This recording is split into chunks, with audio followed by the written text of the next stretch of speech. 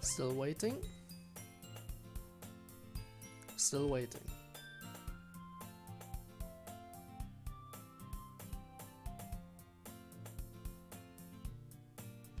Because I don't know when I'm actually live. Except now I am. Haha, I am live. Okay, everything's working now. Okay. So, we're back with some more DDLC World of Dreams.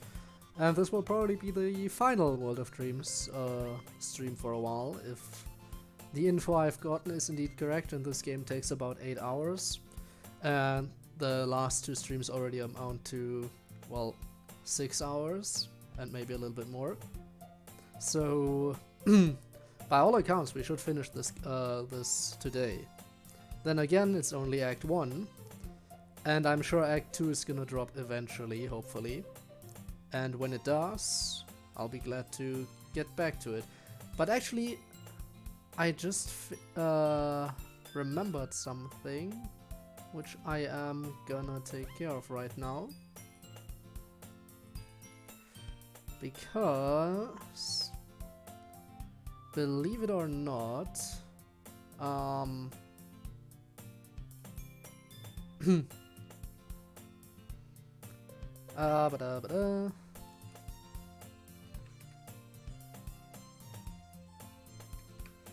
we go. Forgot to do that ahead of time, so I'm gonna quickly throw that into Discord. So everyone can come in case Twitch doesn't send notifications again.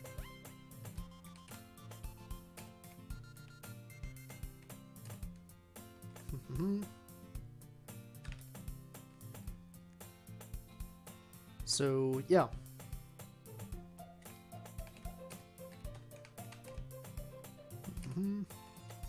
Should have really done this before going live, but I kind of, for one, I kind of forgot, and for another, I was kind of in a hurry because I would have almost been late. Slightly late.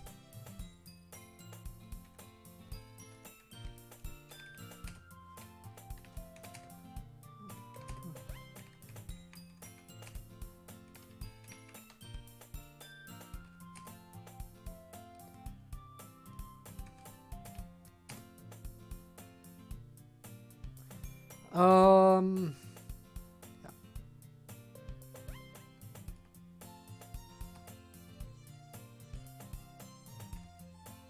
Okay.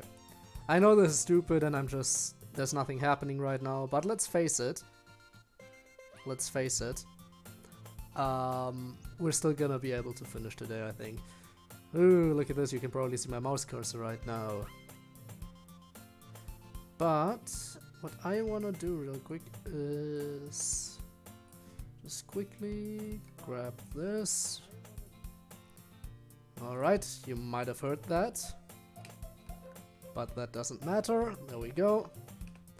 Now I send out the notification. Now people should hopefully show up. Okay. Again, I'll try to look for another bot to do this, but I haven't gotten around to doing that yet. There, now you can see my mouse cursor again. Fun. But yeah, since StreamCode for some reason doesn't want to work for me, even though it works for pretty much everyone else I've seen use it. Oh well. I'll find another bot to do it. And I'll just make... the reason I've been so insistent on using StreamCode is because I know that StreamCode has the additional function to automatically delete messages after the stream ends. And I figured that would be very nice. But I can just rely on one that doesn't have that function, and then, you know, go for a separate stream announcement channel. That way I don't have to clean everything up. And Min, welcome to the stream. Didn't miss anything yet, I didn't even start, so hey, what's up? Okay. That being said, I probably should get started now, otherwise I might not be able to finish today. But by all accounts, I should be able to finish it today, if it's as long as I've been told, at least. I'd say I'm doing I'd say I'm doing good too. Don't have anything to complain about right now. So that's as good as it's ever gonna get, right? If you have nothing to complain about, then it couldn't be going any better. Alright. I wake the next morning to the sun coming into the window. I can tell Meiji's awake. Good morning, Meiji. Sleep well? I slept alright. Did you write a poem? I did. Good. So what's the plan today? First, we need to try and get on better terms with Natsuki. After yesterday, we need to make it up to her.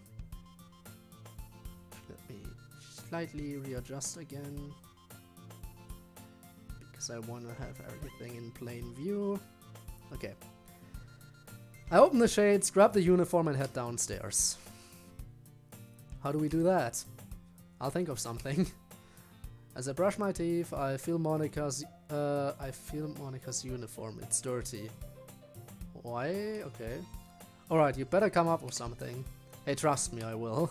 Aha. After brushing my teeth, I take a shower and change into my uniform. Brush my hair, keep making myself look presentable. Is Monica still asleep, or what's she doing? Because she's staying with us right now, right? Mirror, mirror on the wall. Jean-Claude Van Damme, I'm fine. Jean-Claude Van Damme, I'm fine. I can't even read. Names! Everyone, names! I can't read names, apparently. I ain't too short, I ain't too tall. Damn if I don't have it all. You mean me? My brother, you wanna take this outside? Major just laughs. I finish and head out to the kitchen. I begin making breakfast for me and Monica, scrambled eggs, toast and coffee. Just placing the finished food on the table when Monica walks in. Oh my god. That is the cutest bedhead ever. Hey, Monica, for once not perfectly presentable, and that's all the better. Gotta say, you're a hot mess. I guess I'm not a morning person until I've had. She sees the coffee mug and looks like she's having a hard time comprehending what it is. Cream or sugar? Black. She snatches it from my hand and blows on it, draining the mug. More. More. Hot mess indeed. Fill it up again and she gulps it down. Sense of happiness overcomes me at seeing Monica like this. Any more? I felt that. Why are you so happy that she's acting so crabby? It makes her more human in my eyes. She's comfortable enough to show me how she really is in the morning. She could have easily hidden that, but she's making no effort to hide how much of a crab she is. Makes me happy to see this less than perfect side of her. I pull the chair out. She sits and begins scarfing down the eggs and toast. I grab a hairbrush and begin brushing the bedhead until it's straight. Oh, we're brushing her hair, are we? Huh. She ignores me as she eats hungrily. That hit the spot. Do you want more? Yes, please. And sorry for how I acted earlier. I honestly don't mind. I get to see a new side of you, and that's exciting. And it made me happy that you trust me so much to show me that. And a bit guilty that I don't trust you the same. Don't feel guilty, it's not your fault. After what I saw last night, I can't fault you. And Debbie, welcome to the stream. How are you doing? Love the Discord announcements. Gotta do it manually right now, so... Again, I'll look for another bot, okay? I could just do it manually, but there's a high probability I'm just gonna end up forgetting, and so yeah. That's why I want to still get another bot going. Even though technically manual announcements aren't too bad, especially because I can kind of specify what's gonna be going on in the stream a little bit better, but still. I almost forgot it today too, until I was already live and was like, huh, you know, I should probably send a Discord notification. Got through a week of exams, next week I've... Glad to hear that. Glad to hear about almost out of the exam phase, and guess you can just relax at least a little bit after that's over. So really glad to hear that.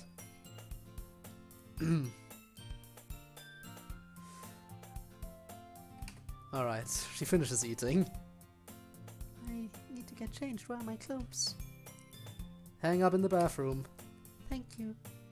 She cleans up her spot and then heads to the bathroom. Put some eggs and toast in a spare bento box for Sayori. Put it in my bag, and wipe my face and head to the front door to wait for Monika. What about Sayori? We're just gonna have to tell her. I mean, if your parents don't allow Monika to stay, I'm sure Sayori's family would love to take her in. We've had this conversation before. But weren't you a bit unsure about that? Yeah, but I want to give her the benefit of the doubt. Ha! I knew you loved her. Meiji! I feel my face get red again. Having an argument again. I chuckle deviously and rub my hands together. She's giving us the... How many times is she gonna give us that look? Something about that look, I don't know what it is, but... We derive endless enjoyment out of tormenting the other. You can't see it, but I'm twirling my mustache. Meiji. Honestly, nice dude. Ha! Cheeky bastard. Listen, Monika, I've gotta go wake up Sayori. If the circumstances were any different, I'd ask you to go ahead, but I don't want to lie to Sayori about this. I've lied enough, and I'm still lying in a sense. I don't want to hurt her. I don't know. The issue of you staying here is up in the air with Meiji's parents right now. If they don't agree, I'm hoping Sayori will be able to convince her parents to let you stay there. If not them, then the other members of the club. I can't leave you homeless. I understand. Alright, if you think it's a good idea. I do. Meiji? I'm with Monika on this. I'm a bit unsure, but I can see where you're going with this. He's as on board as you are, let's go. We're at Sayori's house. I walk in. I gently open the door. Sayori, you awake? No response. Immediately, the image of Sayori hanging comes up unbidden in my mind. Meiji sees it too. Oh no. No, no, no, no, no. Go upstairs, Code, I'll lead the way. Nah, she's just asleep. She's just asleep. She's just asleep. Monika and I rush upstairs, Meiji leading me to the door directly on to the right. I open the door, but not gently. Thank God she's just sleeping. Open the door very, very harshly. Not gentle at all, because we can't gently open any door. If we gently open the door, it's not gonna end well. And Kirill Ivanov, welcome to the stream. Hope you're doing well as well. I go to wake her up. As I approach, I see something stuffed in between her mattress. Oh my God. Okay, so... She tied it already. And she didn't hide it too well, apparently, considering we found it. I am concerned.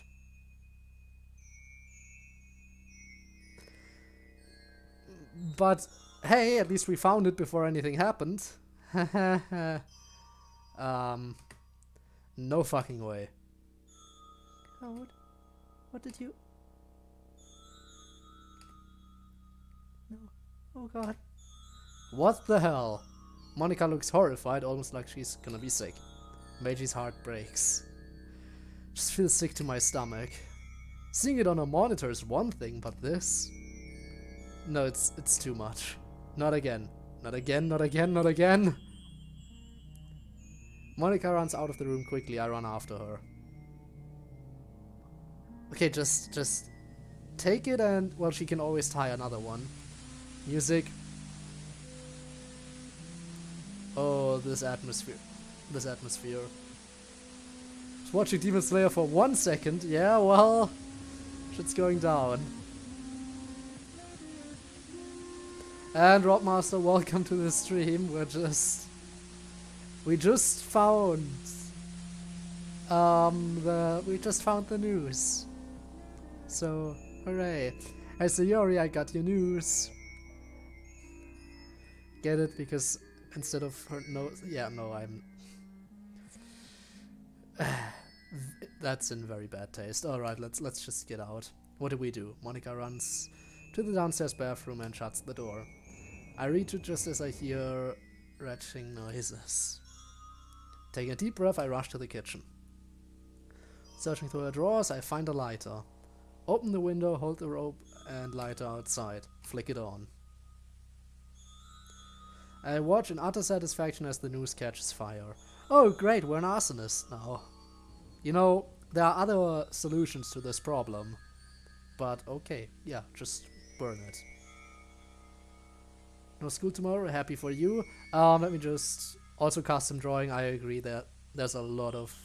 That's really well done. But let me just quickly... Sayori Suicide 2. Once more with feeling. Well, not if we have anything to say about it, so... Yeah. Describe the drawing. I mean, I can do that for you real quick. It's a close-up of the main character's face, and in his eyes you can see a reflection of the noose, and yeah. We're currently burning it.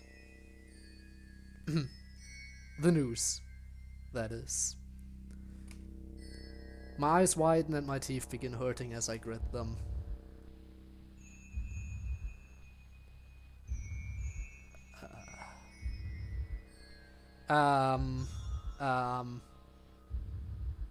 Noose. N-O-O-S-E. Noose, not news. Character goes crazy and the camera... Yeah, that's from slightly up above. This thing tried to take Sayori away from me. Okay. Also not nose. Not her nose, not any news, the news. So yeah.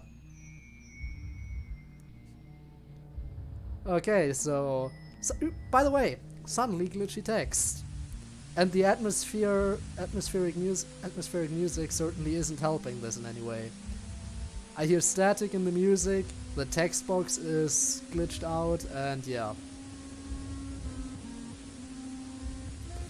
This is definitely, how do I say this?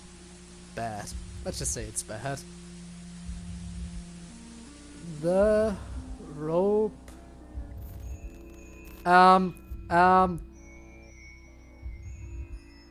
There's no... You can never hurt my best friend ever again. You just saw that, right? I mean, you're apparently not Robmaster because, yeah, quality issues, but... What? Yeah, I agree, what the hell? This mod is really well made, I have to agree. And it's only Act 1 so far. When Act 2 comes out, let me know if I don't find out myself, because I'll jump into it right away. I'm gonna actually need to check this soon. But I think right now there's only Act 1 still. But I really hope Act 2 gets released soon. Then again, I shouldn't say stuff like that, because honestly, if they take their time, that's fine by me, because it's best if they make sure it's a good product in the end rather than rushing it just because people want to see Act 2. So if I have to wait for Act 2 for a while, that's totally fine as long as the end product is gonna be just as good as Act 1, or maybe even better. Didn't see nothing. No need to hold the gun against my head. She's just sleeping in bed. She is. But we know that she was gonna end herself. Also, the name DDLC World of Dreams. I think I said it before. Should probably mention that more often, just in case someone's just joining and they want to know about the DDLC World of Dreams. So, yeah, we're gonna finish probably today, considering how far along we are already. And I really hope that I didn't even check when when Act 1 came out. Depending on how long ago it came out, maybe Act 2 is right around the corner. I'd certainly like for that to be the case, but again, don't want to get my hopes up too much, because we're probably gonna have to wait. But yeah, when Act 2 comes out, we're definitely gonna jump right back into it. You can believe that. What the hell? What? I hold my head and clench my temples. It hurts. It hurts so much. Feels like my head's been torn in two.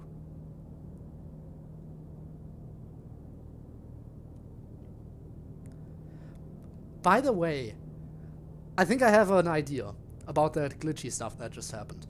So the game glitched out when we burned the news, right? Right? Everyone on board so far?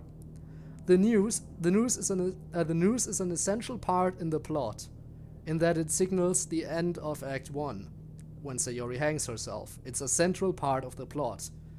And we already know that the script of DDLC is constantly trying to push everything along the route it's supposed to go. Whenever there's some slight deviations, the script will do its best to correct itself. So us burning an important plot device might have been what caused the game to glitch, because the script is seriously... I don't want to say it as if it's conscious, but if it were conscious, the script would certainly be very pissed off at us right now. So I think that when we burned the news, the script was just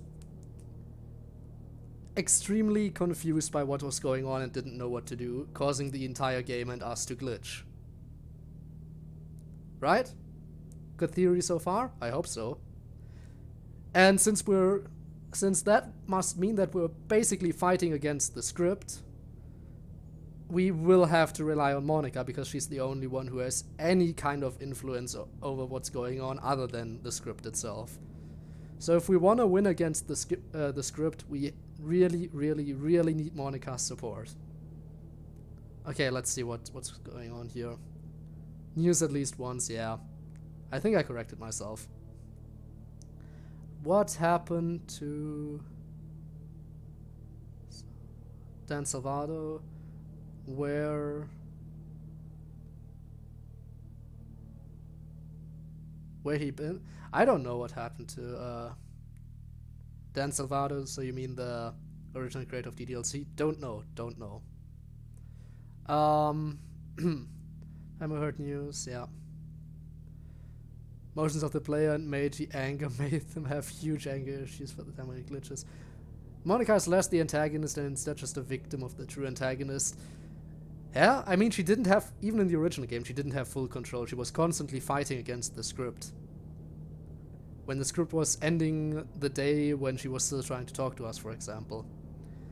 And I really think we might have, quote-unquote, angered the script of the game. The story so far... So, okay, you're just trying to make me... What happened at school? Alright, so, at school, we basically already told everyone that we are not Meiji, we are another person inside Meiji's body, and Meiji is still here in our subconscious, so everyone knows. And Monica is trying to help us, and she moved in with us.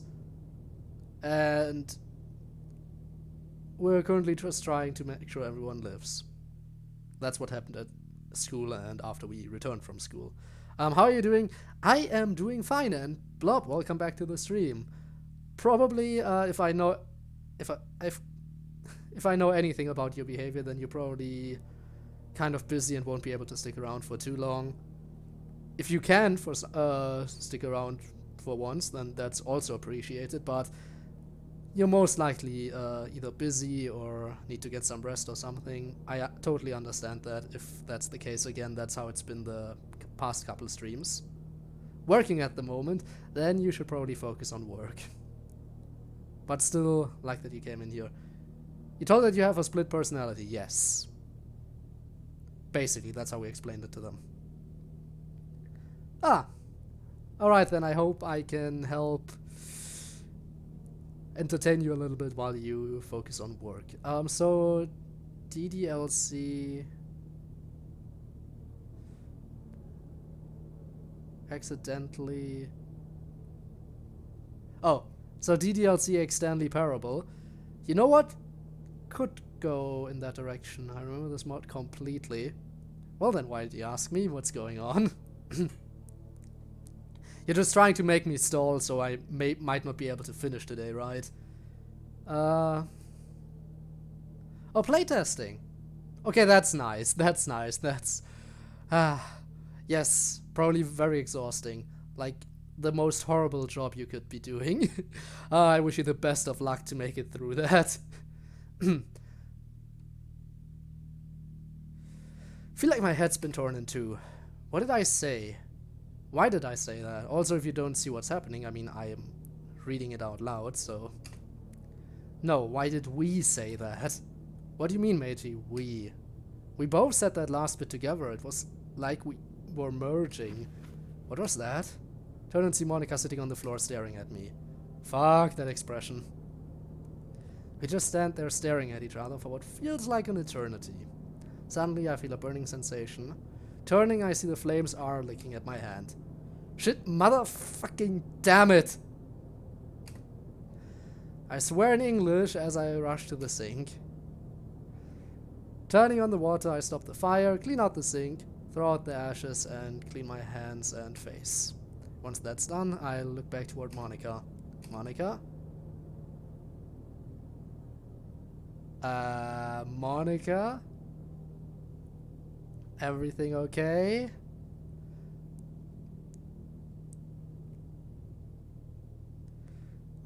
Two quotes, bad one or the good one.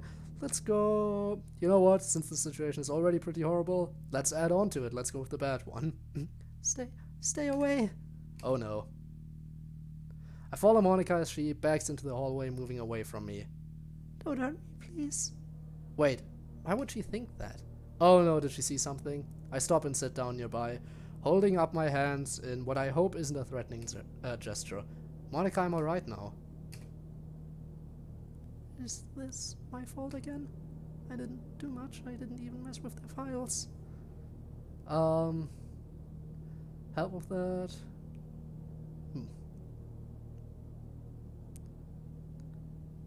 He unloaded...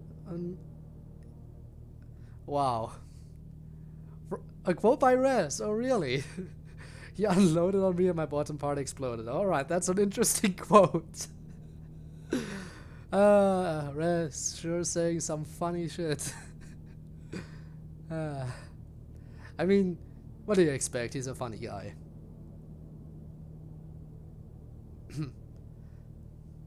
So I wouldn't expect anything less from him. But still, that's an interesting quote. Please, don't hurt me. Quickly reach over and take her hand again. Monica, remember that you will never become that girl. She's not you. She will never be you. Monica takes a few deep breaths. Sorry, Code, I'm feeling a bit better. Reaching into her bag, she opens a container of mints and pops a couple into her mouth. I wait as she practically chews on them instead of sucking. Finally, she opens her eyes. Okay, so should we get Sayori? Not yet. I've gotta tell you something. What is it? Something strange just happened to us. Can you access the game code and files from here? I mean... Don't talk about my voice.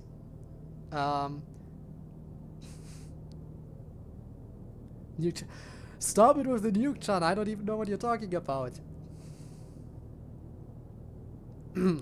Something strange just happened to us. Can you access the game's code and files from here? I can't do it yet. Right now I can only access the files from the space classroom's computer and some access from the classroom's computer. When you next get the chance, could you look up the dialogue for the past few minutes and see if anything is out of order? Of course, but why? I explain carefully what just happened to me and Meiji. As I do, the color drains from Monika's face again. Well, that's... Not wanting her to have another episode, I pull her into a hug. Aww. Aww. We're okay now. If you're sure. Thanks. I rub her back as she and I both calm down. Just then we hear a noise from upstairs. Monika and I break the hug and look upstairs. Let's go wake up Sayori.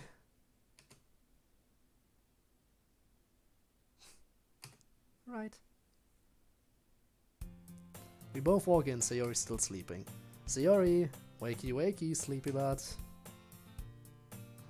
Cookie. Sayori-chan, if you don't wake up, we're gonna be late for school.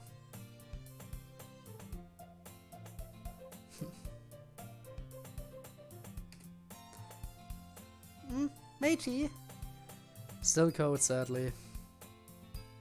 Sayori sits up and yawns. She went to bed with her bow. Huh, guess she passed out. Thanks for Making me. What is she, our child already? Adopted child. Thanks for waking me, you... two? Sayori notices Monika standing next to me. Her character and Monika confused, screaming. What? What's going on? You overslept. We decided to wake you up. Good to see my valuable vice president finally awake. Thanks. What's going on, Code? Why is Monika here? She's not free. Are you both in her bedroom? I mean, she shouldn't be freaked out about us being in here, because when it comes to Sayori and Meiji, they've been basically visiting each other's houses unannounced anyway, so yeah, the only thing she's kind of concerned about is Monika being here. So, and she pointed that out right here.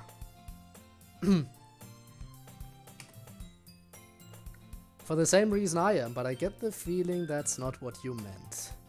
Get dressed and I'll explain on the way to school, okay? Meiji has something to say? Hurry up, Slowpoke, or we'll leave you behind. I repeat his words. Meanie, both of you. I hold up the bento box. These meanies brought you breakfast, so hurry up and get dressed. We'll be downstairs waiting. Fine. No peeking. Wouldn't dream of it. Monika and I head to the living room and wait. Soon Sayori comes down. I'm ready. She looks at the clock. Ah, we're gonna be late. I look at the clock on Meiji's phone. 7:35 AM. School doesn't start for another 25 minutes. You're still a mess. I begin cleaning Sayori up again. Let's fix this and this. Monika looks a bit jealous as I help Sayori, but Sayori doesn't seem to notice.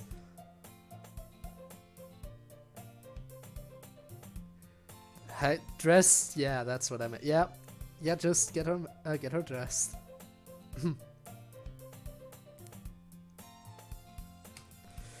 Please try and get up sooner. Oh, great, another text message.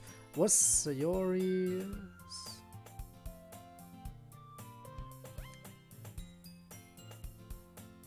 Hey...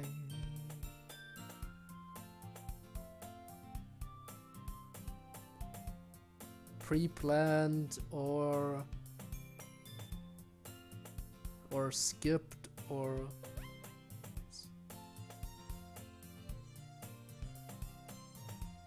was that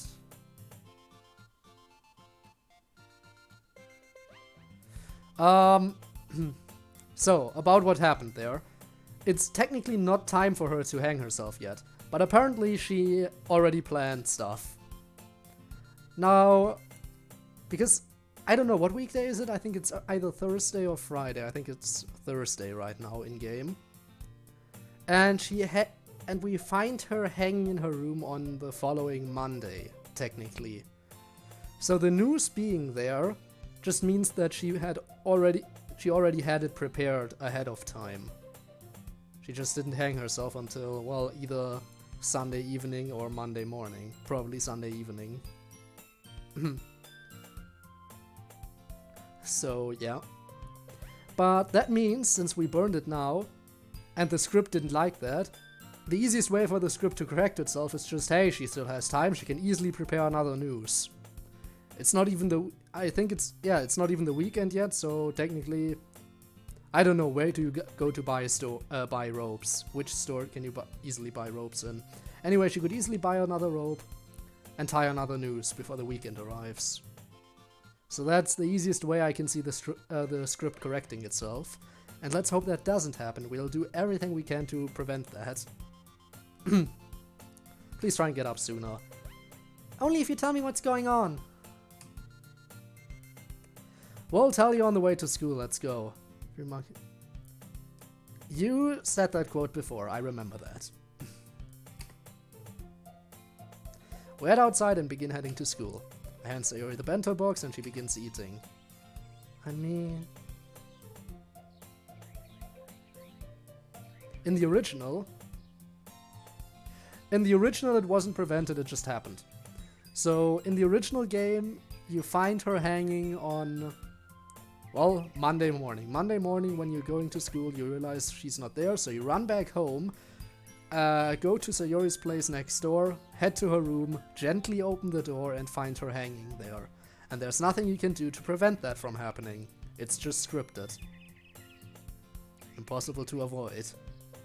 And that's horrible. No matter what path you choose, it always ends up with Sayori hanging herself. Which is sad. Also, thank you for quoting me. Really appreciate that quote. As we walk, I quietly explain to Sayori what was happening with a twist. Gently lock the door. After I dropped you off yesterday, I went for a walk, found Monica in the park, we went to on Sunday. Got to talking, found out she'd been kicked out of her home recently by her parents. I didn't even think when I invited her to stay the night at Meiji's place. Monica, why didn't you tell anyone? I wasn't planning on it, but Code found out. I'm sorry, Sayori. Me too. Sayori shakes her head. No, it's okay. I'd have done the same thing. And I think Meiji would have too. But what do his parents think? General of War, Yuri. I mean, if anyone in the club would be the General of War, or any kind of general, let's face it, if you want anyone in the club to be any kind of general, then half of the club is already automatically out, because Sayori and Natsuki they couldn't command anyone if they wanted to. Monica, sure, she's the club president, she's probably the most likely, but let's talk about, Yuri. I know, I just saw that, but I didn't want to bring any attention to it because I didn't want to jinx myself. Just, hey look, we have a lot of viewers. A minute later, back to 2. But to anyone watching this right now, I really appreciate you being here. And if you haven't followed me yet, I plan to play more DDLC mods in the future, so if you enjoy this game and all the different mods it has to offer, I'd really appreciate you dropping a follow. I just appreciate any support you guys can give me. You don't have to be active in chat or anything, just watching this is already good enough for me, more than good enough. Alright. But what do his parents think? They're still up in the air. Might have jinxed it 100%. Well, let's just see. We'll find out. We'll find out. But if they don't agree, I was hoping that your parents would take her in. I don't want to see her homeless. Went to 8. Oh no. 2 viewers dropped out already. Oh crap, he's talking about us. Let's leave. I'm sure, because I was talking about jinxing myself, some people might have left just for that reason. Just like, oh, let's actually make this prophecy come true by leaving. I'm sure there are some people who like that kind of cruel joke. Known for jinxing things. Oh well. I'll ask them tonight. Thanks, you rock. Meiji thinks so too. Damn right she rocks. Thanks. We arrive at school. Okay, you two. We should probably get to class. See you guys later. Bye, Code, Meiji, Monica. We get some strange looks. I lean in and whisper to Sayori. Sayori, only call me Meiji in public. I don't want everyone else to know yet. Oops, sorry. Such a Sayori thing to do. If your account drops when you look at it. Well, I'll just look at it as little as possible. Just take a glance at it every now and then. And if it's high, I'm happy. If not, I'm indifferent. And if it's at 1 or 0, I am slightly sad. Oh well. That's such a you thing to do, at least Meiji thinks so. Hurry up or you'll be late. See you at the club. Turn to Monica. You too, Monica. Don't want the school idol out of everyone's reach to be late. I tease her a bit. She snorts. See you later. And I'll check on that thing you wanted, don't worry. Thanks, see you later. She winks and heads off. Of course she does. Of course she winks at us. They head to Meiji's shoe locker. Meiji speaks up. Code? Yes? Can you promise me something? Of course. Promise me. Promise me that you'll actually take care of my body. Earlier that experience was terrifying. I don't want to lose myself like that again. Same here, and you have my word. I can trust you, right? To take care of it? Yes, you can. Haven't I been a good job at taking care of your body up until now? I feel Meiji relax. Put on the school slippers and head to class. Another day in class. I spoke to CodeErr looking out the window. I spot CodeErr looking out the window. Sit down and get ready. A bit later, I feel a tap on my shoulder. Hey, CodeErr. Listen to me and listen good. Ya's a sneaky bitch. She hasn't been caught yet, and she's smart when it comes to manipulation. Just be careful, she's bound to try something. Thanks, honey-son. I'll keep an eye out. CodeErr. Huh? Call me CodeErr. Alright, CodeErr. Tell me something. How does that girl control such a large group? Her parents are pretty rich and spoil her rotten. She blackmails some of the students, but she also just hires the majority using her parents' money. As for the guys, well, let's just say she uses herself in some disgusting ways. Oh shit, what the hell is wrong with that girl? What isn't wrong with her, honestly? I should know, she told me. We used to be best friends. Figures. She seems like the type. CodeErr heads to her seat and sits back down. Sitting down at Meiji's desk, I see a loose slip of paper sitting inside it.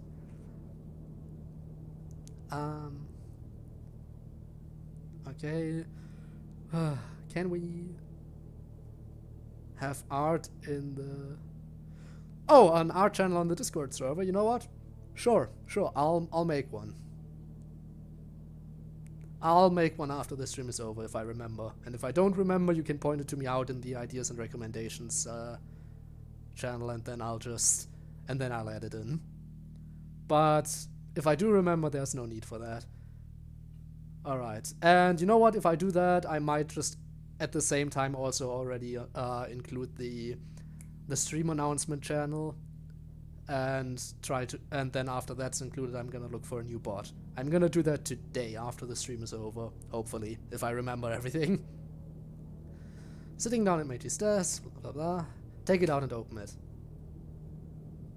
Meet me on the school roof alone before class. YK. So Yaya wants to meet, eh? You know it's a trap, right? Most likely. I stand, stuffing the paper into my pocket and head out. How do I get to the roof? Code. Dude, you just promised. Oh yeah, I promise I'll take care of your body. I'll make sure it's safe. So, this very obvious trap. Where do I need to go to walk right into it? Just tell me, please. I doubt she's stupid enough to have her thugs beat me up before class. Fine. Head down the hall. Thanks. I make my way to the roof. I head up the stairs to a door leading out to the roof. CI right waiting for me on one side of the benches alone. Alright, so she's alone, okay. Looking around, I can't see anyone else. Oh, this is a setup, isn't it? It's worse than her trying to beat me up, it's a setup. She's trying to ruin my image, isn't she?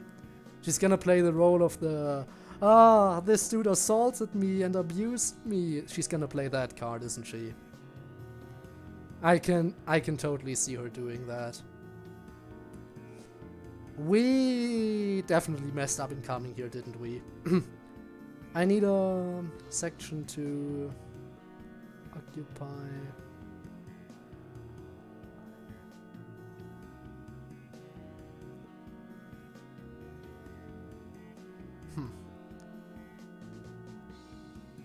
Alright, you'll get the art channel, don't worry about it. But yeah, this is our image is gonna be ruined, everyone's gonna hate us. Except for the club members, because they know us, kind of. Ooh boy.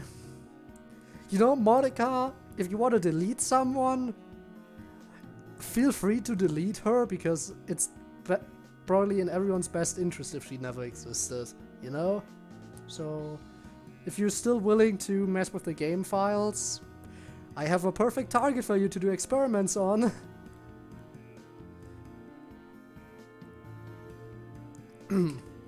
I slowly walk out. Bad idea. I already know she's gonna pull the victim card and just ruin our image. She's gonna do it. And due to her huge amount of followers that she has in the school, we're done for. They're gonna back up her claims no matter what. Who the fuck is this? Okay, so this girl is a bully. And she has a huge group of quote-unquote subordinates. And they were picking on Yuri, for example. That's how we first met her, by the way. When Yuri was being bullied by a huge group of people led by her, we and Monica interrupted. And she was very pissed off at us. And yeah, she's basically the ringleader of pretty much all the bullying going on in the school. So if and with all the people looking up to her, obeying her every order, she definitely has the power to completely ruin our image if she so chooses to do. And I am very afraid. Okay, I'm here. What do you want? Your hands are tiny.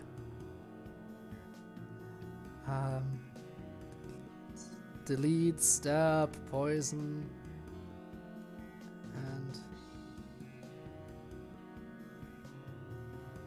and hang. DDLC combo. Yes, everything at once. That's an interesting proposition. Poison her. Then when she's currently suffering from poison, hang her. And just when she's on the verge of death from hanging and asphyxiating and the poison and everything, delete her entirely. But not before, you know, giving her some serious cut wounds. That's brutal, but oh well. Damn it. Kind of a bitchy voice. It's been a while since I've done her. Chizu! I think like that. So glad you could make it. Please have a seat. Okay, this is definitely not suspicious at all. Yeah, her hands are suddenly bigger again. I'll stand, thank you. Yeah, it chuckles and scoots over, patting the chair slowly. Come on now, I won't bite. Much. Oh god, that look in her eyes. What even is that look? I mean, it's a crazy look. That much I know, but what kind of crazy? The, oh, you're so dead crazy, or the, I am weirdly interested in you crazy? She's trying to seduce us. Yeah, I noticed. Well, seducing someone probably first step in pulling the victim card and blaming them for shit. Yeesh, beautiful on the outside, sick on the inside. I look at her with a placid expression. Knowing people like her, I assume she has her thugs hiding nearby in case. Fine, suit yourself. What do you want? So suspicious. Yaya stands and walks over to the railing. leaning against it in a purposefully seductive manner. I notice her skirt seems shorter than most girls I've seen. Is that intentional? You impressed me yesterday. Kindly ask you if you want.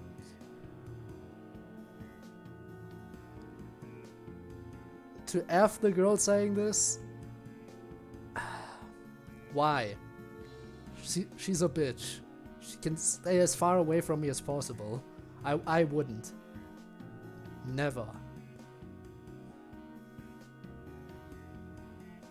Partially because she's a bitch and I just hate her as a person. Partially because I know that she'd only try to use me if I did. And partially because she probably sleeps with everyone.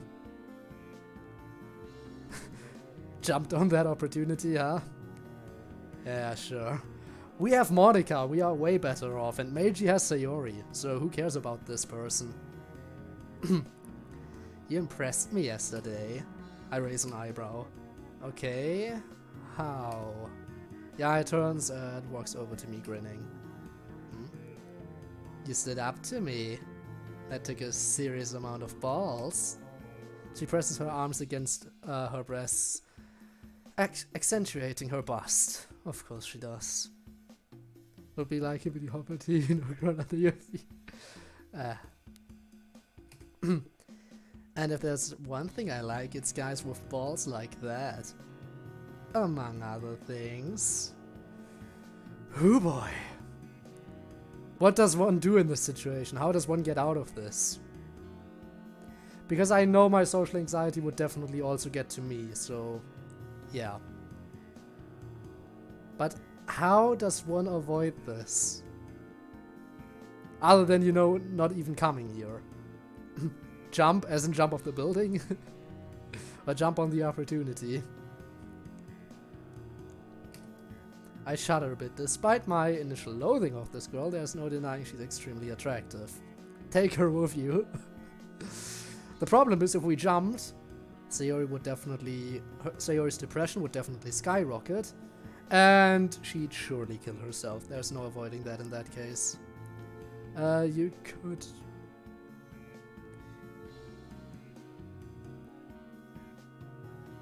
Could be a cannibal? Wow.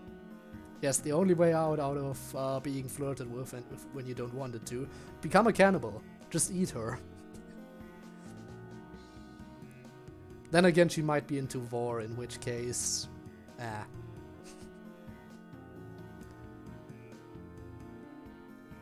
And so, quickly look at my phone. This is what I see. Yeah! This is, an interesting situation we're in right now. So if this is what you see when you look back, then oh boy. An interesting situation, definitely. Okay. Just then, though, she backs off. I heard about how you handled CodeErr on Monday, too. That useless bitch could never hold her temper. Wait, aren't they supposed to be friends? I had no idea a nerd like you was that capable. What? All I did was dodge, though. What the hell is she getting at? What are you getting at? You're pretty protective of your friends in the club, aren't ya? Holy, is she threatening the club? You know what, that's even worse. Threatening the club is probably even worse than playing the victim card and ruining our reputation. Yeah, it twirls her hair in a seductive manner. I think you and I could become great friends. I'll scratch your back, you scratch mine kind of thing. You'd be able to scratch all you want if we became friends. She bites her bottom lip while looking up at me with wanting eyes. Oh boy, she wants us to become one of her fuck toys. Hey Meiji, this is your body, what do you want? What do you say, Meiji? Your body, your choice? Oh hell no, alright, thanks for the input, Meiji. Yeah, it turns away and looks out at the ocean. I don't offer this to just anyone, you know. Only those I really like. I want to control, you harpy. I glare at her and she laughs. Oh, don't give me that look. Listen to me, Chizu. If we're friends, that busty bookworm and her friends in your little club will be kept safe. That's a Kawahashi, I guarantee. You seriously expect me to do that? I mean, hey, it's only fair we ask him. Then again, we should probably also ask him if we get closer to Monica and she still hasn't been able to separate us. Like, okay, yeah, me and Monica are very close, but I'm still in Meiji's body. Meiji, you okay with me doing some stuff here?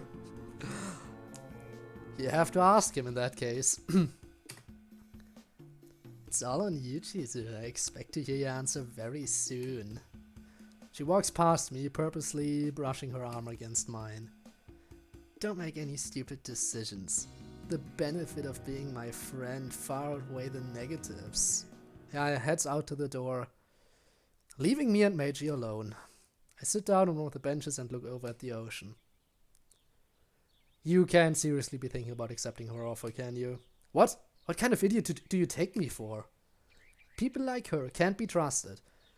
You know she'll break that promise. Actually, this might seem strange for me to say, but she at least keeps her word when it comes to her deals. I'm still not gonna do anything. We gotta...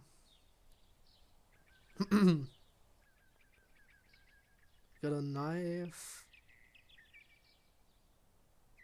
king girl and a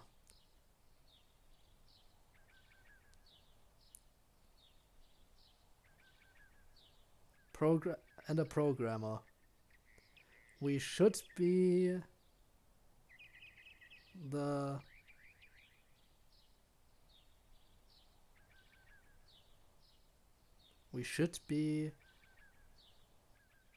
threatening you. You know what? You're absolutely right. We are far more ahead of ourselves. We have someone with a whole bunch of knives, and we have someone who can literally alter reality itself. And she's the one who's coming to us with a deal. Like, oh, I know you want to take my offer. I know you do. Are you serious? Yes, I am. Girl, wait up! But no, I'm not gonna do anything. Good. Although I'm sure she knows that. Yeah, that's true. Looking at Meiji's phone, I realize we only have a few more minutes before class. Damn, we're gonna be late. I rush back to class. I make it with minutes to spare. The teacher comes in a little while later and starts class. All morning, Meiji worries about Yaya and her goons. Put the incident out of my mind and just busy myself with taking notes.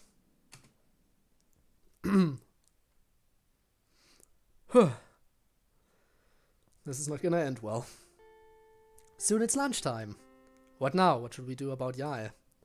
She's not as important. Right now, we've got to find Monica and see if she's found anything yet. Or had time to, anyway. Oh, yeah, good idea. Are you going to get lunch? Yeah. Sorry, I was just thinking about what I wanted. Well, I'd like to join you if that's okay. Whoa, what the hell? She's probably just concerned for our safety. Or she has a crush on you. Huh? His new self-awareness might be sharpening his observations of the world around him. Gotta keep an eye on that.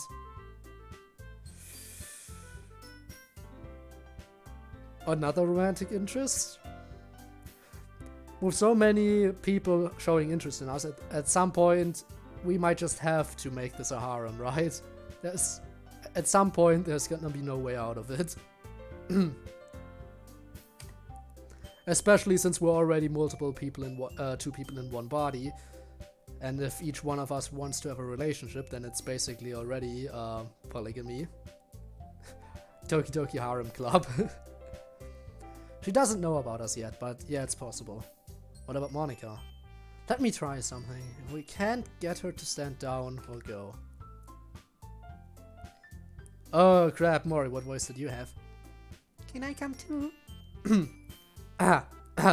Mori, Hey, how's it going? Fujiwara-san? Sorry for butting in. No, it's okay. I was actually going to meet with the president of my club to talk to her about something. Actually, no, I think the voice... No, wait, she was the weird fusion voice. That's what it was. Oh. Yeah. Well, I'm speechless. The voice I just did was for the other one, the one in the library and stuff. With the two jobs. Yeah. This classroom is full of two incredibly cute girls. Couldn't resist. I smile a bit at them. How about a rain check? Sure. Sorry about this. If you really want to eat lunch with me, we can, just not today. Sounds good. See you later, Jesus-san. Call me Meiji. Then you can call me Mori. Sure thing. See you later, Mori. Koze. Bye, Meiji. Yeah, bye. Harem. More like... female army. I mean, hey. Hey, plus, hey, if they really are interested in us, we might be able to convince them to join the literature club, meaning the club could finally grow beyond the size of just 5 members. The club, actually 6 if we count Meiji and us as 2 separate individuals, but the club could finally grow if we can convince people to join, just with our charisma and us being there with our manly charm. Like, hey, if you want to get closer to me, you can always join the literature club. I'll be there all the time. Maybe it'll work. Head out and walk towards the club. Also, it was Chisu-san, not Jesus-chan. Seriously. I walk in and see Monika sitting at the teacher's desk. Oh dear, she looks scared. Monika? Hey, Code, Meiji, I'm glad you're both here. I think I found what happened. Come, take a look at this. Walk up and look over her shoulder. She has the dialogue history up. Not sure I like this. There's nothing we can do about it. Look here. She points to a line of dialogue. The one Meiji and I both said something about the news. News, not news. News. About the news taking Sayori away. The text is glitched out. Look at the name. What the? Who? Who the hell is this? Plagy? Plagy? As in Meiji but player? Plagy? What the crap is going on? Oh! Us. When we merged. So, us the player and Meiji became Plagy. Huh. Yeah, but thanks for pointing it out again. Interesting, so... let's hope that doesn't happen again. Because I'd like to keep my own separate consciousness here. So... shit. What is that? I don't know, and that's what bothers me. The code isn't much clearer. She brings up a second window which shows a bunch of code. She points the mouse to a certain spot in the code which shows the same text. I can't make heads or tails of it. Monika, just relax. We'll figure this out. Put a hand on her shoulder. Quickly she reaches up and grabs my hand. I know, I'm just terrified. The thought of losing you is too much sometimes. You're not gonna lose me. You mean it? I do. As for this, keep an eye on it for now. I should go. I just hope those two don't ambush me. Who? Kozo and Mori both asked to eat lunch with me earlier. I turned them down because I needed to see you. There's a brief flash of jealousy, but she suppresses it. Since when were you so friendly with those two? Don't hide your emotions from me, young lady. I heard that jealousy. Can you blame me? I was programmed to love you, and from the little I've seen of you, you really are a great guy. I just... Well, how about this?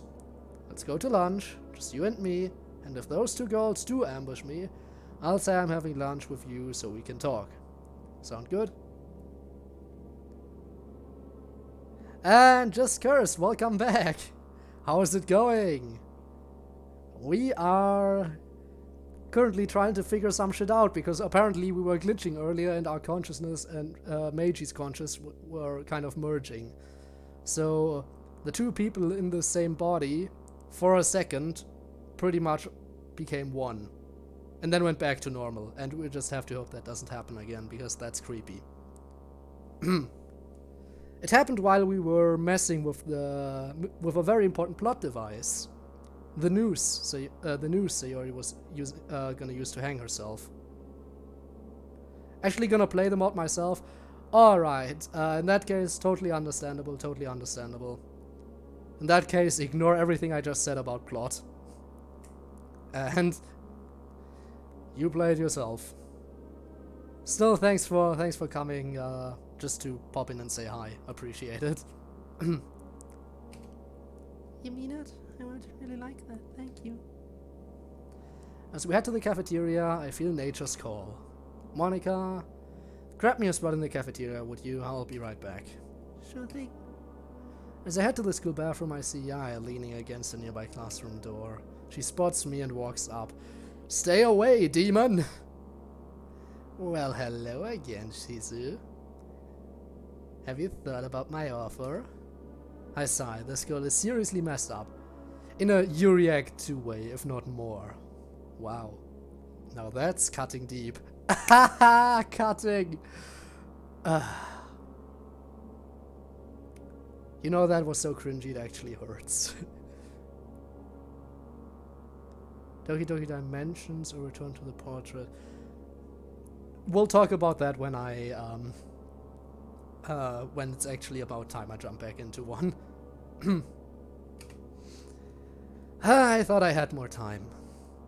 Hey, I'm being generous with my offer. Sure you are. Come on, you and I can have some good times together. I'm sure a virgin like you could use it.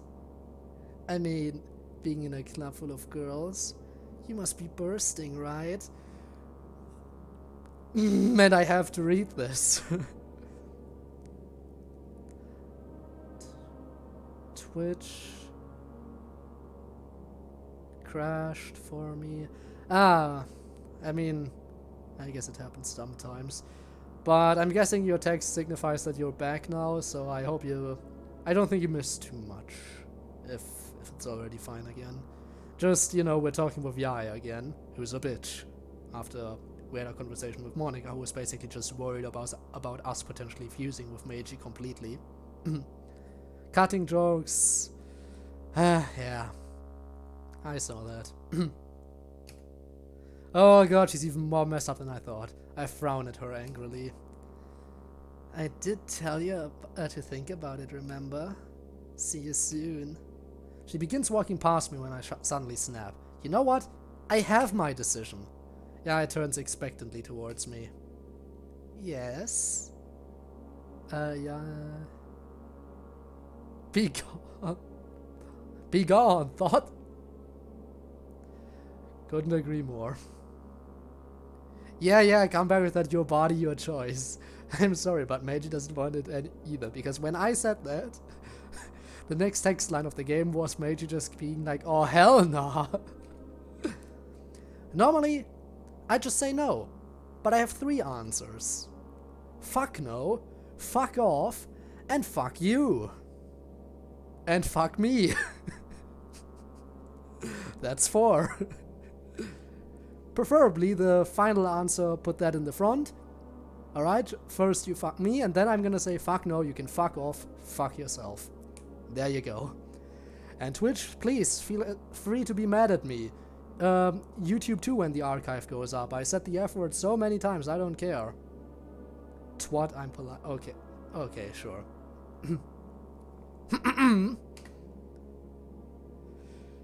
Yeah, we messed up, didn't we?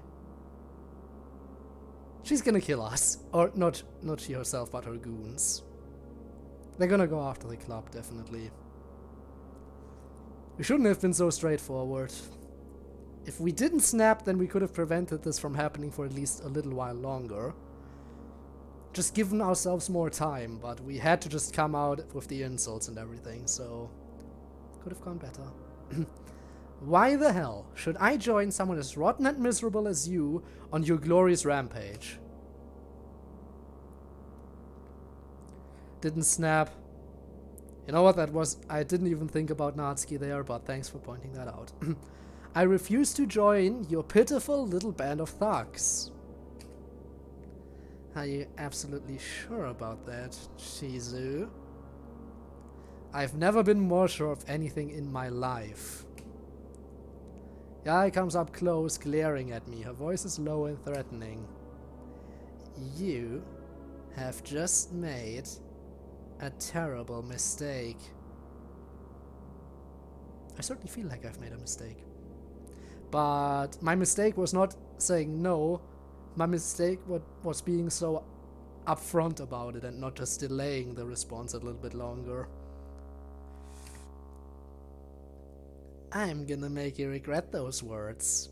Yaya storms off, her body trembling. Why do I feel like she's right? I'll keep an eye on her, don't worry. That's not very reassuring. I continue towards the bathrooms. You too, huh? I'm a bit nervous now. People like her don't like being snubbed. If I have to guess, I would say she's an attention whore. And with the money to back it up, no less. We should really tell someone about this. Yeah, true, I'll tell Monica when we get to the cafeteria. Monica's probably the most likely person who could help, given her complete control over everything. Unless, of course, the script wants to prevent her from doing anything because it's mad at us. And Rob, again, coming with a very long text message before saying goodbye. Well, goodbye to you. Thanks for filling up the entire chat box again up here. Now, don't complain when all of the dokis go missing. Yeah. That might be an issue. But we have Monica on our side, right? She's the school idol. She's like the most popular girl in school. Plus she has the ability to mess with the code of everything directly, so certainly has the ability to mess with this code right here.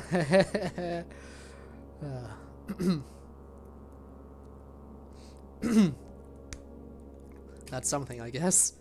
After I take care of business, I head to the cafeteria. When I enter the cafeteria, Monica's waiting for me at a corner table with 2 trays. I see the familiar chicken curry at the empty spot opposite her and smile as I sit. How do you know that's what I was gonna get? I saw that you got this when reading over Monday's script. Ah, well, thank you for that. Thank you for entirely stalking my every decision by just reading the entire script of my life. That's not creepy at all, but I appreciate you looking out for me. Speaking of reading the script, I just had an interesting conversation. I'm guessing you haven't read that yet because, well, you probably didn't have the opportunity in between the last time we talked and now. I sit down and sigh softly. Code, what's wrong? I just had an encounter with Yaya. Tell Monica about Yaya's so-called offer of friendship. Monica gets angrier with each word. She almost slams her fist against the table when I finish. You don't want to see that look on her.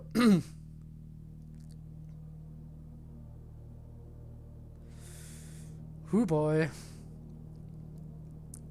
That bitch. I knew I should have decked her the moment she heard Yuri. Speaking of Yuri, I think that was a little bit... No, I think Yuri's voice was a little bit deeper. Yeah, no, I didn't slip too much into Yuri's voice there. Whoa, calm down there. Code, you don't know how bad she is. Kawahashi's pretty rich and she's been known to get students expelled. Oh. Damn it, I need to watch the other girls closely now. Uh-oh. I'm hoping that was you, Monica, and not the game retaliating again. Hey, don't look so upset. Remember who you're talking to. Monica? Monica lowers her voice and leans a bit forward. I won't delete her. I could just make life tougher for her. Monica! No, I'm on board with this. I'm totally on board. Monica's even going soft on her. Definitely going a bit soft, but... I'm on board with this. Why aren't you, main character?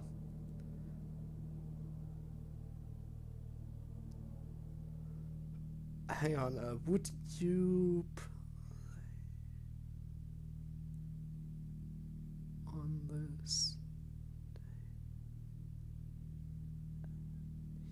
week or month? Would you play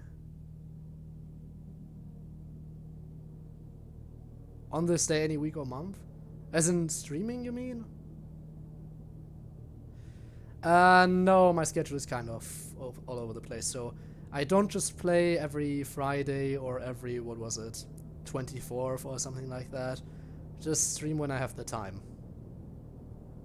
Now I know it's not the best if I don't have a schedule, but yeah. Still, it's more fun this way for me. I know it's a little bit harder for people to make it because they don't know when I'm streaming, but I mean ahead of time, but still. Monica! It happened again, didn't it?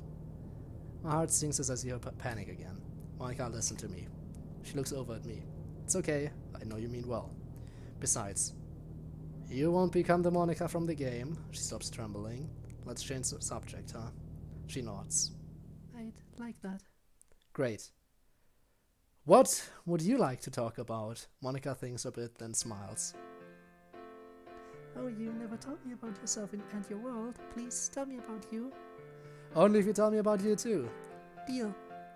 Hey, let me in on this. Oh, Meiji wants to join. That's fine. I'd love to be friends with you too, Meiji. I'll start.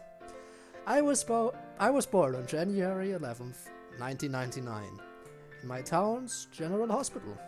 My parents were in their last year of college, and I wasn't really planned, but they both dropped out of school just to get more work to support me. My grandma on my mom's side actually let my parents move into her house for a few years. One of my first memories was of playing on my parents' bed in the basement. Basement? Was there no room for you upstairs? Oh no, you misunderstand. In America, some houses have what is called a mother-in-law apartment or suite. It's basically a miniature house, either underneath the main house or separate. This one had been a basement until my grandma had it converted. There was a small living room, a kitchen, and a bedroom where my parents and I slept. Friday night.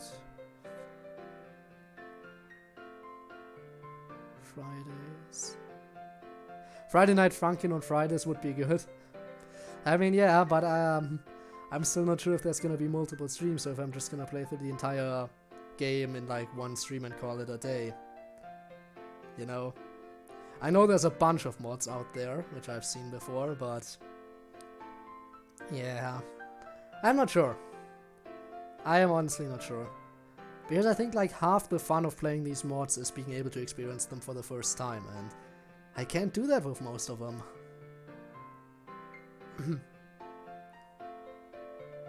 But I can do that with like week 7. Well, besides, you know, the first song, because I know that song both from having seen the mod for it and having seen it, the comparison between the mod and the official week. But I don't know the songs after the first one of week 7. Grandma would always have us for dinner to help us save on food money. Your parents sound amazing. I sense a bit of envy there. They are. When I was about 5 years old, Dad got offered a higher position at his job, but only if he finished his degree. My grandpa helped pay for some of the tuition, and Dad used some of their savings for the rest. Didn't see a lot of Dad that year, but he made sure to spend major holidays with us, like Thanksgiving, Christmas, 4th of July, stuff like that. And my birthday, obviously. Are you that good with...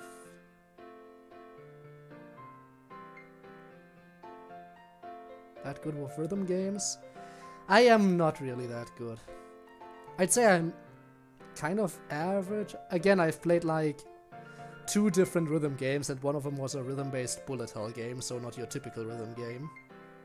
But I'd say I'm pretty...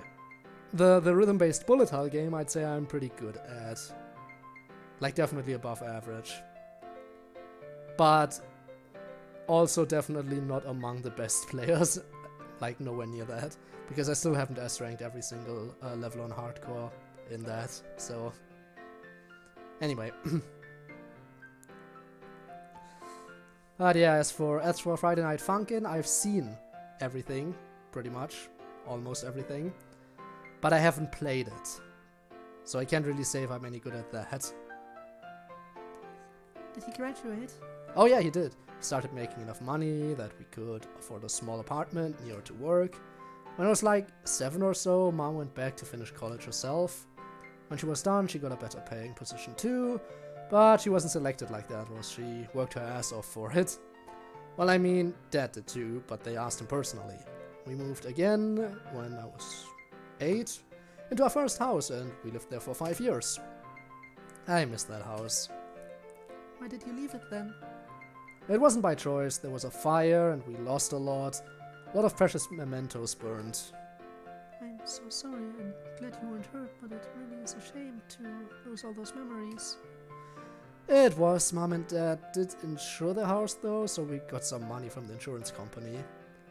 They used that to get all the new stuff for our newer, bigger house. Good.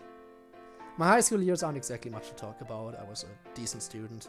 After I graduated, I started going to my town's local community college, but after 2 years I transferred to another college out of state. I sure ain't good. Can't beat week 2. Hard. I heard that week 2 was like pretty much one of the hardest, if not the hardest in the game currently. And from what I've seen, it definitely seems like the hardest one.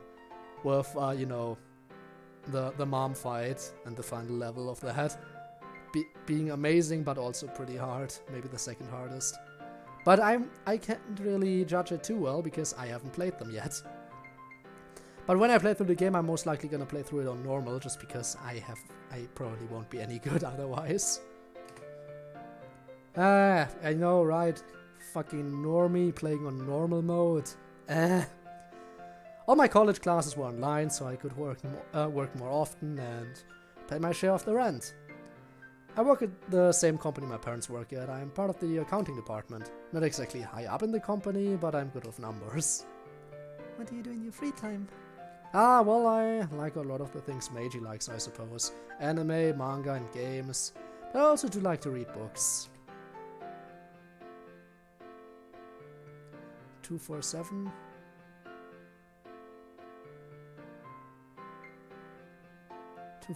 Fear. Alright. Yeah.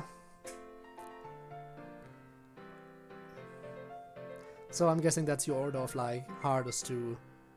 Your hardest order, starting with week 2 obviously being the hardest. Alright, so 7 is gonna be very hard. The new one. Well... Great, looking forward to that then. And I write too, not just poems, but full-blown stories. I'd love to read one sometime. I'd love to have your opinion. How about this? After we stop the game from actually happening, I bring in what I have and share with everyone. Aw, couldn't I read it before them?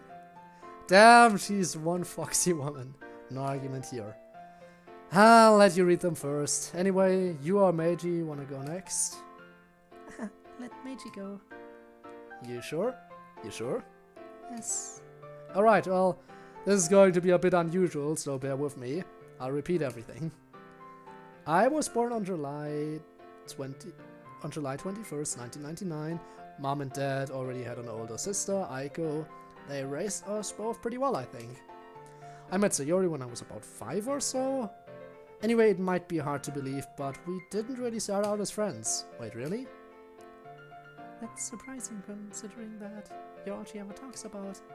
Yeah, well, we eventually became pretty close. We've always gone to the same school. When we were in middle school, I guess that was when things started to go downhill between the two of us. Wait, how? I don't know, I guess it started when someone confessed to her. Whoa, hold up, someone confessed to Sayori?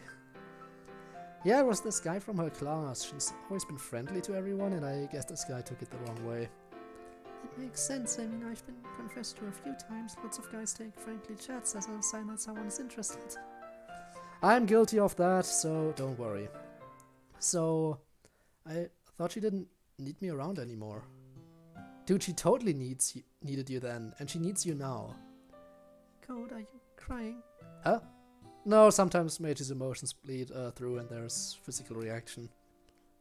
That hasn't raised any red flags to you? I've been a bit preoccupied. Right, sorry.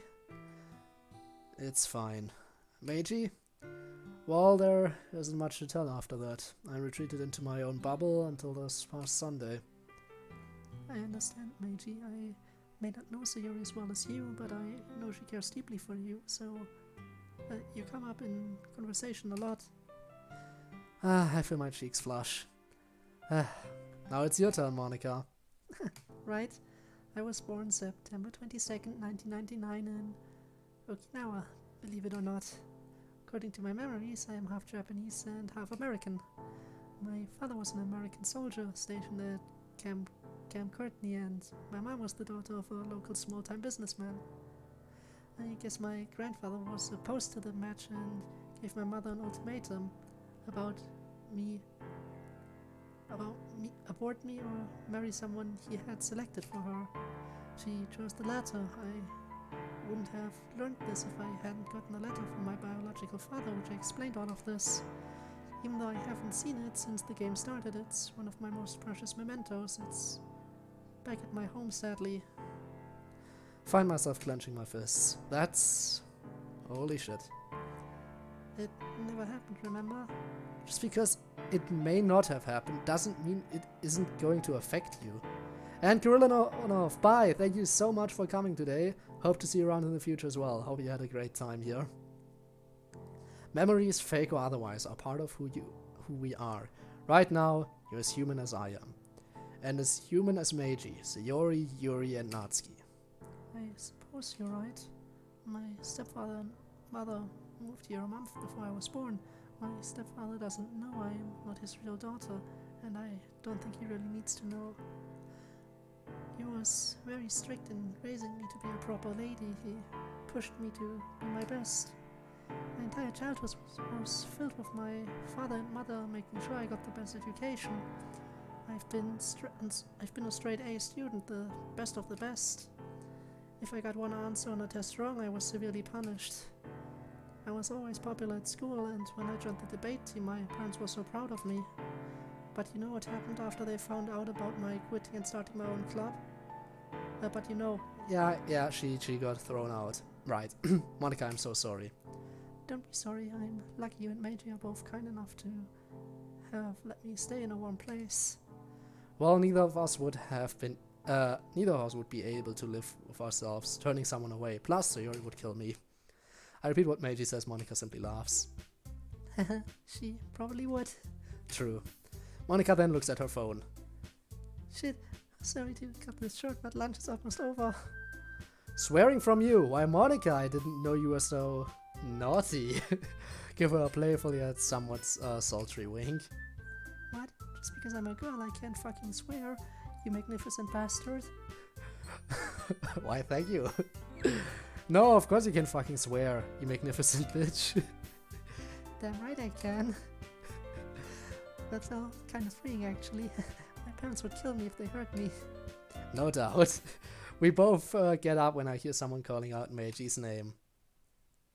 Oh hey, CodeErr. There you are. You need to come with me now. What's going on? It's your busty friend. She's being assaulted by Yaya's group. Monica has the hentai protagonist face. You know it's getting serious. Monica, let's go. Right. Monica and I run around the school. Following CodeErr, I see a group of students ganging up on someone. There are bits of paper scattered everywhere. Hear the students chanting, "Cut, cut, cut," as the sound of a girl sobbing.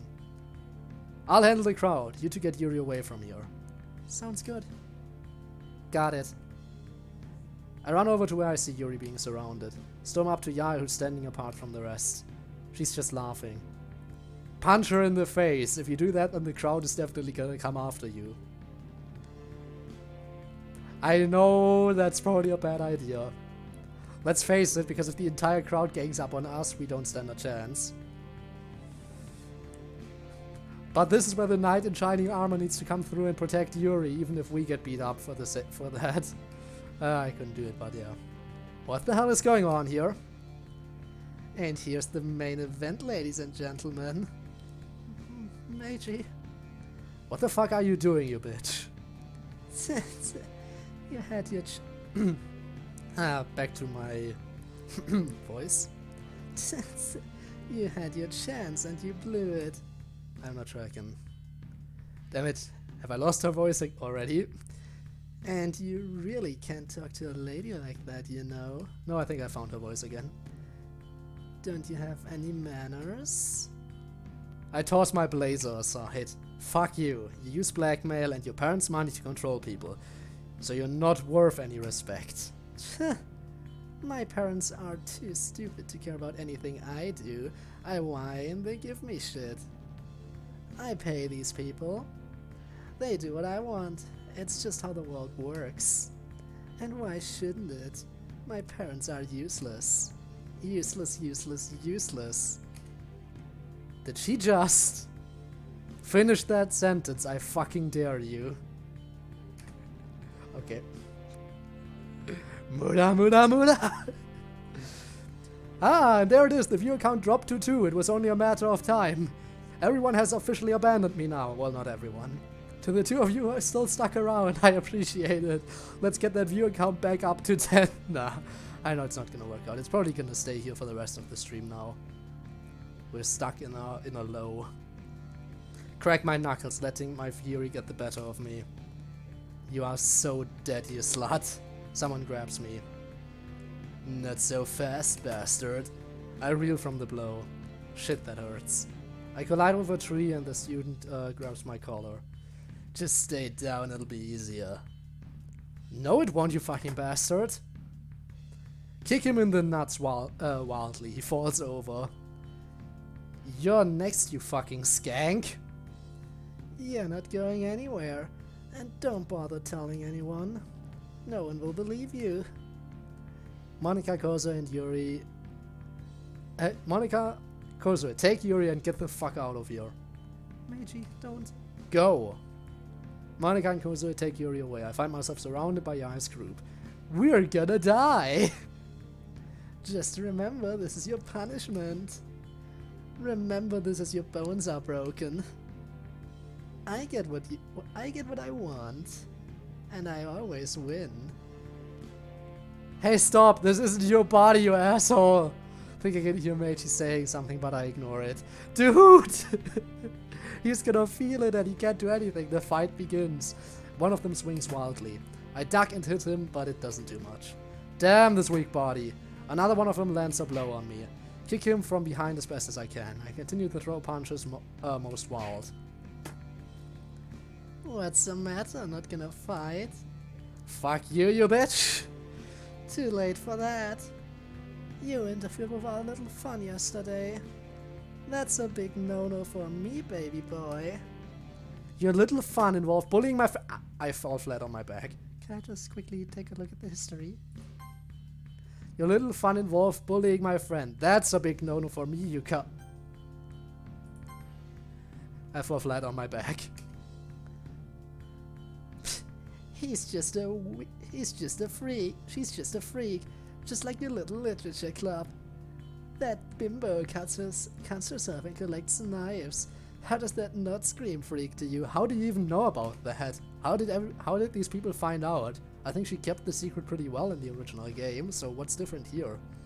I continue fighting, but my anger and lack of fighting ability is beginning to take its toll. I don't know much about her. Likes and dislikes. But I wouldn't like her any less if those things were true. This hurts. I get kicked in the stomach, fly back into a tree, the wind being knocked out of me. Are we gonna pull the same thing that, what was it, Daniel, I think? No, not Daniel, his brother, Sean. Sean did in Life is Strange 2, just get punched over and over, but get back up and keep talking. Except we are also fighting back to the best of our abilities, but we're not gonna stay down. We're gonna keep defending ourselves verbally and physically. I'll kill you. You can't hit a girl, remember? I yearn for true gender equality. But I can. Oh, it's her! Kotonoha, what the hell? You? That's enough out of you. Bitch, please, you can't fight, and you don't have the guts to... Oh, bitch slap, nice. I watch in shock as Kotonoha slaps Yaya across the face hard, leaving a red handprint. The thunderous smack of Kotonoha's hand on Yaya's cheek echoes through the courtyard.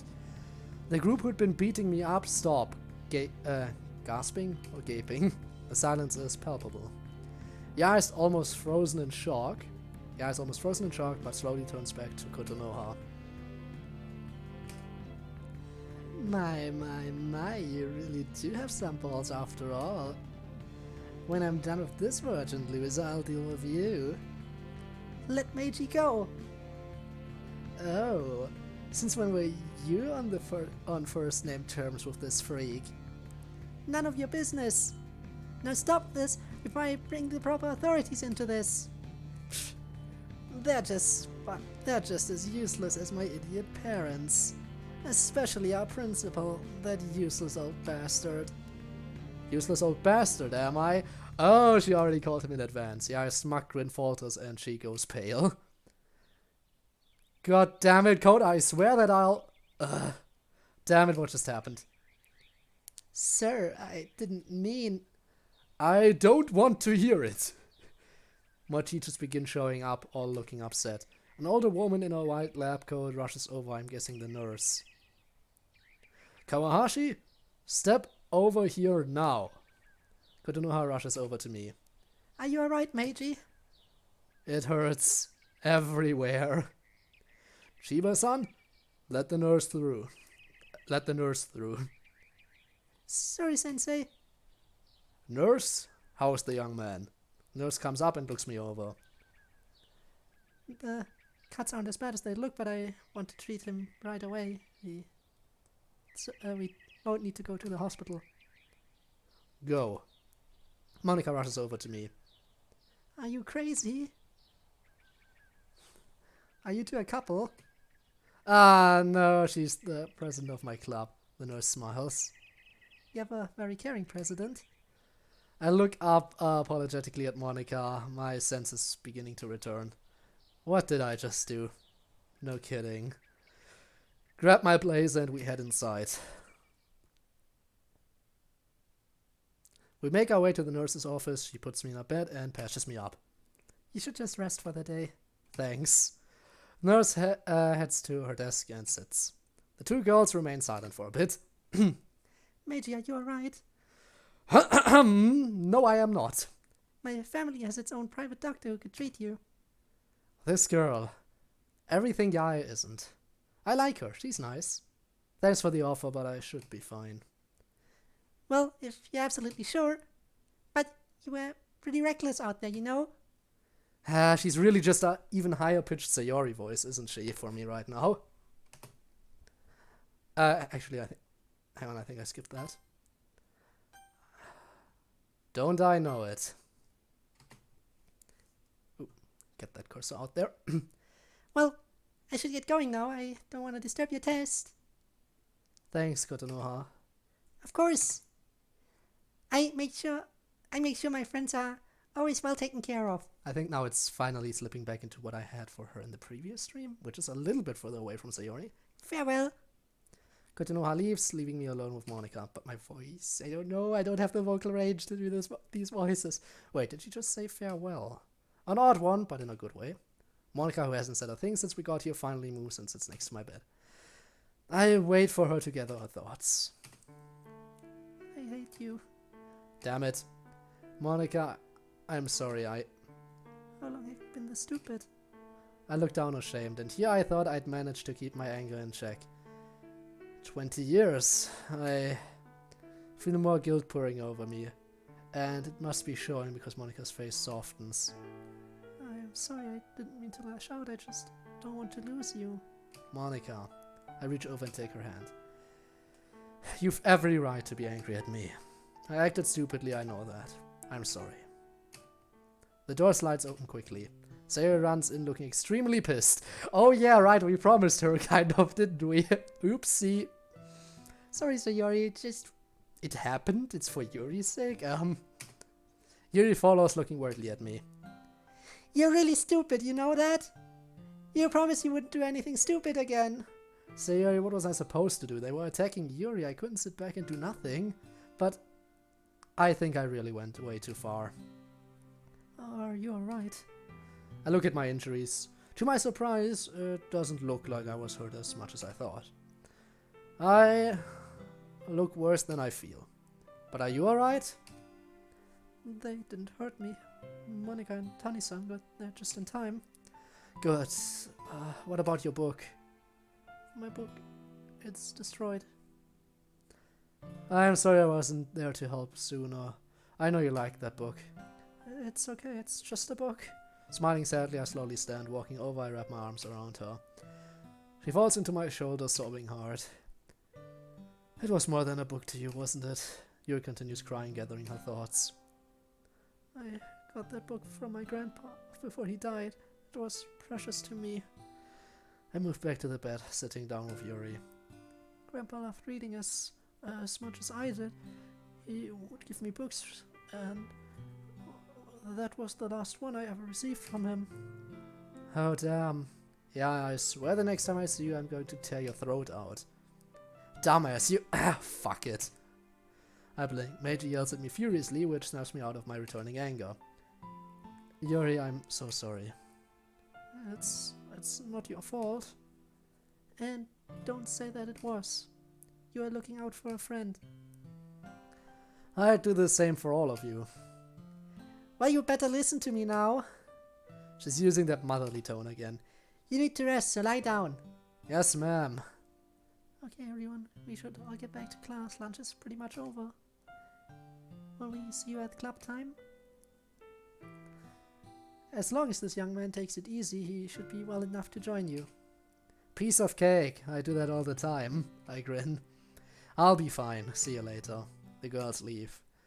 However, minutes later the door opens. Kozue walks in carrying Meiji's school bag. She puts it down, then turns to leave. Kozue, wait. Eh? I wanna thank you for coming to tell me about what was happening and for helping. Kozue stands there not saying anything. Finally, she hesitantly speaks. Are you having fun in that club? Okay, gotta admit I wasn't expecting that response. She's thinking about joining. Ah, well, yes I am. It's been a difficult couple of days, but it's not been bad. Kozue runs out. The nurse comes up to me. You need to try and get some rest. Here, take some of these. She handed me a glass of water and some white pills. I look at them apprehensively. They're painkillers. They should help you sleep. Take them and the nurse takes the glass. I lay down as the nurse goes back to her desk. I decide to try and apologize to Meiji. Meiji, are you there? Listen, I'm really sorry. I overstepped my bounds here. Just let me sleep, okay? His tone is like ice. I nod, lying down slowly and close my eyes. The two of us fall asleep. I wake up hours later. According to the clock, there's a few minutes left before class is over and club time begins. Meiji's asleep. Sit up and begin gathering my stuff when a shadow looms over me. I look up sheepishly at the nurse. And just where do you think you're going? My club? Sit back down, I need to change your wrappings. Sit back down and let her change the bandages after cleaning the wounds. Are they alright? Just keep them clean and bandaged up and you'll be fine. I don't want to see you in here again. I'll certainly try. Grab my bag and leave. First things first, make sure Yuri's okay. Make my way over to her classroom. I hear some whispered comments as I pass and feel some eyes on me, but I ignore them. That moment Meiji wakes up, I hear him yawning. Hey Meiji. Guess I'm getting the silent treatment, not like I don't deserve it, I guess. Try and keep my tone friendly. I'm going to get Yuri and go to the club room. Sound good? Sure, do whatever you want. Damn it. I walk into her classroom and see her at the protagonist's seat, putting away her belongings. Yuri? She sees me and rushes over, looking concerned. Meiji, shouldn't you be resting? I'm feeling well enough to walk at least, so don't worry. I actually came to take you and Monica to the club. I'd pick up Muramoto-san, but after yesterday's little debate, I don't think she'd want to see me. Well, that's very kind of you. As for Natsuki, I don't think she hates you. She's just not used to you yet. Hold on, I'll be right out. She grabs her belongings and joins me. I look inside Monica's classroom, but she's gone. Same with Natsuki, not sure where Natsuki is, but I bet Monica's in the space classroom. Guess it's just you and me today. Guess so. We begin walking to the club room. Are you sure you're alright? You still look unwell. I'll admit, being violently sick, then getting beaten up in the same week isn't something conductive to healthy living. Black-haired Yuri? I mean, yeah, she looks nice, you have to admit. Also, Ghost, welcome to the stream. Honestly, though, with all the more normal hair colors the characters have received in this mod, I really think Yuri is looking pretty good. Just imagining Warhammer 40k space. Literature Marines. Wow, I guess that's quite something to imagine, I guess. But yeah, black-haired Yuri, I certainly like it. I think it suits her really well. Not that the purple hair doesn't suit her. But unlike Natsuki, this is a change that I can approve.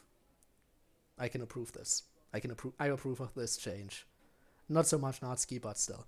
The nurse gave me some painkillers, plus my injuries aren't as bad as they look either. Well, that's good. We walk in silence for a while. As we walk, the students begin thinning out as we head up the stairs.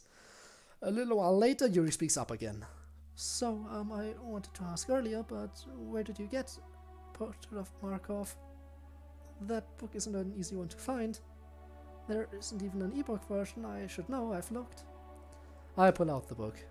It is? Huh. Well, on Monday I made Sayuri come with me to pick up some manga, and she made me promise to buy an actual book as well. Picked up that one because it looked interesting and not normally something I'd read. I hold it out to her.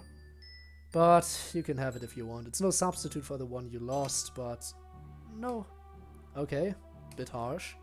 I mean, sorry. It's okay. She looks back. I don't want to deprive you of this book. It's very rare. Plus, I have 2 spare copies back at home. I was lucky enough to find them on sale on Tuesday after I left Meiji's house. Well, that's good. I remember when she just happened to buy 2 of them. Right. I appreciate the gesture, though. It's my pleasure. Well, I'd like to hear what you think about that book. It's a personal favorite of mine. Really? Well, I've only gotten to the part where Fujiko is starting her research on the third eye. Oh? You're in for quite the treat, then. I believe it. Is this a standalone book? Yes it is, and no other book like it has been made. What do you mean? Well, the manuscript apparently just showed up one day in multiple publishing houses' mail. No one could find the author. That's odd. Did they all publish it? No, it was just one publisher, and sadly it was panned by the critics. They referred to it by a few names I don't wish to repeat. Sure, that's fine. Oh, we're here. Thanks for the walk and talk, Yuri. No problem at all, Code. We both make it to the club room where Yuri makes a beeline for the closet. She grabs the tea set. I start to close the door when Sayori bursts in. Code! Are you doing okay? Does it still hurt? Unfortunately, but not as bad as before. The nurse gave me some painkillers. Good. Don't scare me like that again. Behave, doggy. Woof. Seriously? Come on, Meiji. Isn't this a bit much? Stop the silent treatment. Good boy. You seem chipper. Even after lunch and even earlier, even after lunch and even earlier this morning? Did something happen this morning? We'll tell once Muramoto-san and Monica arrive. I wonder where they are. Well, while we wait, I have a huge favor to ask. I'm kinda hungry. Do you have enough money to buy a snack? I raise an eyebrow and smile. I might not know you as well as Meiji does, but your appetite certainly is legendary. Meiji, did you tell him? Come on, this is getting ridiculous. I've seen it firsthand. Remember a little cinnamon bun? Cinnamon bun. Did Meiji call me that? No, that's my new nickname for you. Meanie? Now on cinnamon buns. Accept the retribution. I know how sneaky you really are. Where's the rest of your money? At home, I bet. I bring out Meiji's wallet. Well, if anything, I'm weak to a woman's charms. Why don't we both go and get you something to tide you over until dinner? Yuri, do you want me to get you anything? I'll be fine, don't worry about me. Nonsense, I insist. Well, if you're insisting, I'll be fine with something that goes well with tea. Are you sure? I can get it myself, you know. They didn't break Meiji's legs, Sayori. Can walk just fine. Besides, you'd eat all the snacks before you got back. Meanie? Let's go. Sayori leads me to the nearest vending machines, which are downstairs. There's one thing I like about Japan, it's the uniqueness of the vending machine selections. I get a small matcha cake for Yuri, a few cookies for Natsuki, a coffee cake for Monica, and then I let Sayori choose a few sweets for herself. I get a small candy bar for myself. Once we're loaded up with goodies, we head back. When we get there, I see Natsuki already arrived. She's grumbling about something in the closet. I hand the matcha cake to Yuri, who's brewing some tea. Then I turn to Natsuki. Muramoto-san, here. What's this? A peace offering. You think something as simple as a few cookies would sate my wrath? She grabs the cookies. Obviously not, but I figure it's a start. Listen, can we talk somewhere alone? Whatever you have to say to me can be said in front of the whole club. Fair enough. Listen, I want to apologize to you for lying. And for anything else I may have done to make you hate me this much. You idiot! I don't hate you, baka. I'm just pissed that you made Sayori cry. I know, and you have every right to be angry. I should have said something from the start. But if I had, I wouldn't be here. You're damn right you should have. But Sayori seems to be feeling better today, so I suppose I can give you another chance. Also, I heard about how you rushed to help Yuri today from that bitch Yae. That took balls. I'm impressed. Did I mishear her? We got a genuine compliment from Natsuki. Guys, it's happening. The Tsunere gave us a compliment. What did you say? I'm impressed, okay? Oh, well, thank you, Muramoto-san. Natsuki. Pardon? You can call me Natsuki, seriously. Don't make me repeat myself. And we're now on a first name basis. Finally, we've reached that point. Okay. Thank you, Natsuki-chan. I can't help it. She really is very cute when she's like this. Don't push it. Alright then, buddy. I'm not your buddy, friend. I'm not your friend, chum. I'm not your friend, gal. I'm not your gal, buddy. I'm not your buddy, friend. Monica, can you tell Code here to... Natsuki glances around. Monica still hasn't arrived. But before anyone can say anything, the door slides open and Monica runs in. Sorry, I'm super sorry. Monica runs in out of breath and begins coughing. Yuri hands her a cup of tea. Are you alright? Monica downs the contents of the cup in one gulp. Yeah. I just seriously lost track of time. Hope I didn't worry you guys. No need to worry, Monica. You're right on time. Oh, that's good. So, did I miss anything? Natsuki and I made up a bit. I still don't know about you, but Sayori seems okay with the current situation. And someone who can stand up to Yae can't be all bad. Thanks. Well, before we all settle down and do our own thing, there's something I'd like to confess again. And don't worry, this just happened. Yesterday I found out that a few days ago our club president here was kicked out of her house. She spent the night in Meiji's sister's room last night, and unless Meiji's parents don't agree, she will be staying at his house until something can be done. The other girls take a moment to process.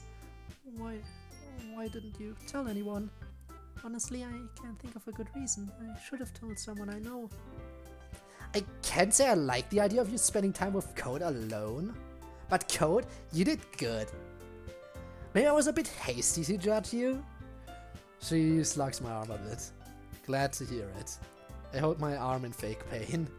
Just don't break my arm, I'm already in a lot of pain as it is. No promises. The girls burst out laughing again. I laugh along with them for a while, but then the laughter dies. What if Meiji's parents don't let Monica stay? Ah, that's the million-dollar question. Look, I don't think his parents would turn Monica away outright. They might talk to Sayori's parents about letting her stay there instead. Mom would definitely agree. On the off chance she doesn't though, what are you going to do? I'd offer for you to stay with me, but Dad wouldn't allow it. Oh gee, wonder why. You could stay with me. My parents are paying for the apartment I'm living in. You live by yourself? Huh, didn't see that coming. Yes, it's a small space, but it's cozy. I'd be willing to share. No, it's okay, Yuri. I appreciate the offer, but I couldn't invade your personal space. I know you need time to decompress after school. Aaron, it's alright. I'll be fine, don't worry. Let's just spend the day as we always do before we share poems. With that, the crowd disperses. Monica marches straight to the teacher's desk, sits down and begins typing. Yuri glides to one of the open desks and pulls out another book. Natsuki trots straight for the closet to pull out her manga. Sayori skips to another desk and begins writing something. Finding a spot at a desk, I sit down. I don't really feel like reading anything or even joining any of the others. I look down at the desk and lay my head down, trying to rest a bit more. However, my mind is all over the place. Can't help but feel increasingly guilty about how I basically stole Meiji's body for my own purposes. Try to think of what I can say or do for Meiji to make this up to him, but nothing seems good enough. Just as I'm about to say something, Meiji speaks up. Code, we need to talk. Yeah, I was just thinking the same thing. I sit up. Standing, I do my best to stretch. Noticing me standing, Monica turns to me. Code, you okay? Yeah, I'm just gotta use the restroom. I'll be right back. Well, okay then. Hurry back. It's almost time to share poems. Alright, will do. Quietly head into a classroom a few doors down. Once we're alone, I try to apologize, but Meiji cuts me off. You're a real fuck-up, you know that, right? Wow. I know I was way out of line, but isn't that a bit much? A bit much? A bit much! Let's talk about what's a bit much, shall we? You promised me you'd take care of my body. And what do you do immediately after? Meiji, I didn't... Don't you dare give me that shit. You did mean to. You lied to me. I was stupid for trusting you. All you want is to spend time with Monica. Calm down. Oh, that's rich coming from you. You're the one who completely destroyed my body. Did not completely destroy your body. I'm starting to get pissed as well, and my mouth begins running. Okay, smartass. What would you have done, huh? Let me guess, nothing, right? Don't you put this back on me. You're a selfish fucking bastard. A selfish bastard, am I? Tell me, who's the heartless asshole who started becoming a recluse and abandoning the one good thing he had going for him? Don't you start. Don't even go there. Maybe I was wrong. Maybe you did cause her depression. Oh, that's it. You fucker. Get out of me now. He grabs our neck and rips me out. Get out of my head. Get out of my head. Get out of my head. Get out of my head. Don't like it. I am flung across the room. He is here. I am here. I ignore the pain because only one thing matters. He must die. Crack his neck. No, my life was perfectly fine before you showed up. We're killing ourselves, aren't we? It was simple, ordinary, standard issue, and I was happy with it. But then you showed up and ruined everything. Monica, are you reading the script right now? Please come over, we need you. I hate you. Code, Meiji.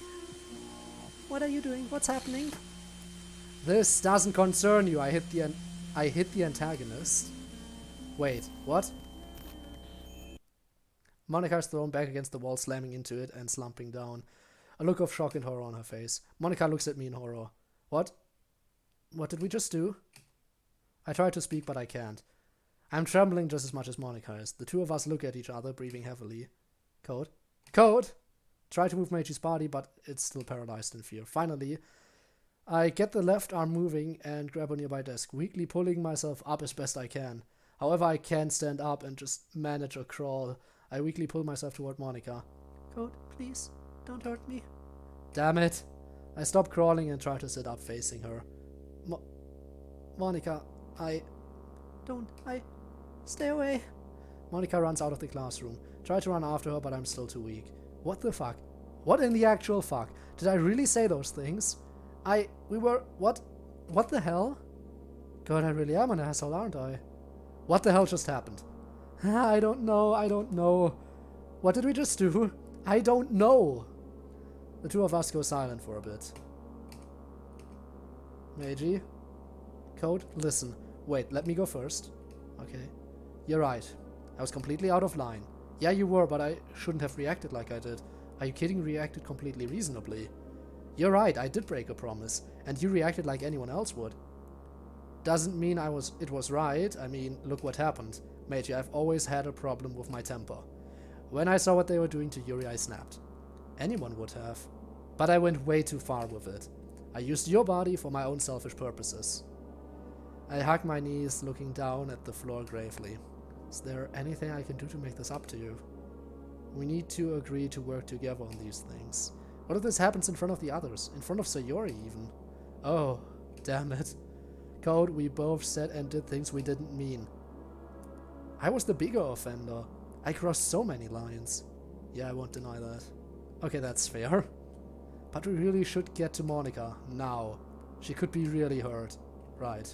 Meiji's body feels stronger, so I stand up and walk out. I look both ways, but can't see Monica or hear her running. I doubt she's at the clubroom right now, which means I head down the stairs and eventually hear whimpering and crying. See Monica curled up in a corner near the door. What are you gonna do? I'm fucked. I slowly walk up to her. Seeing me, she bolts up. Please don't hurt me. She looks like she's about to run. I stop and raise my hands. Monica, I promise I'm better now. But how can you be sure? You two are separated. Wait, we were separated? Now that I think about it, yeah. Yeah, I did pull you out of me. Which hurt like a bitch, remember? It did, didn't it? Does this mean we can try splitting? Maybe. But I have a feeling that kind of separation comes with its own problems. I guess so. But it's something we should keep in mind. Anger seems to be a trigger for us. Yeah. So that one time we merged, basically, and this time we were actually... That one time we completely merged for a moment, and this time we actually split for a moment. So something about anger triggers the factor at which we resonate with each... I don't know how to put this. We stand there in silence for a bit before hearing a small sob from Monica. Should we focus on Monica for now?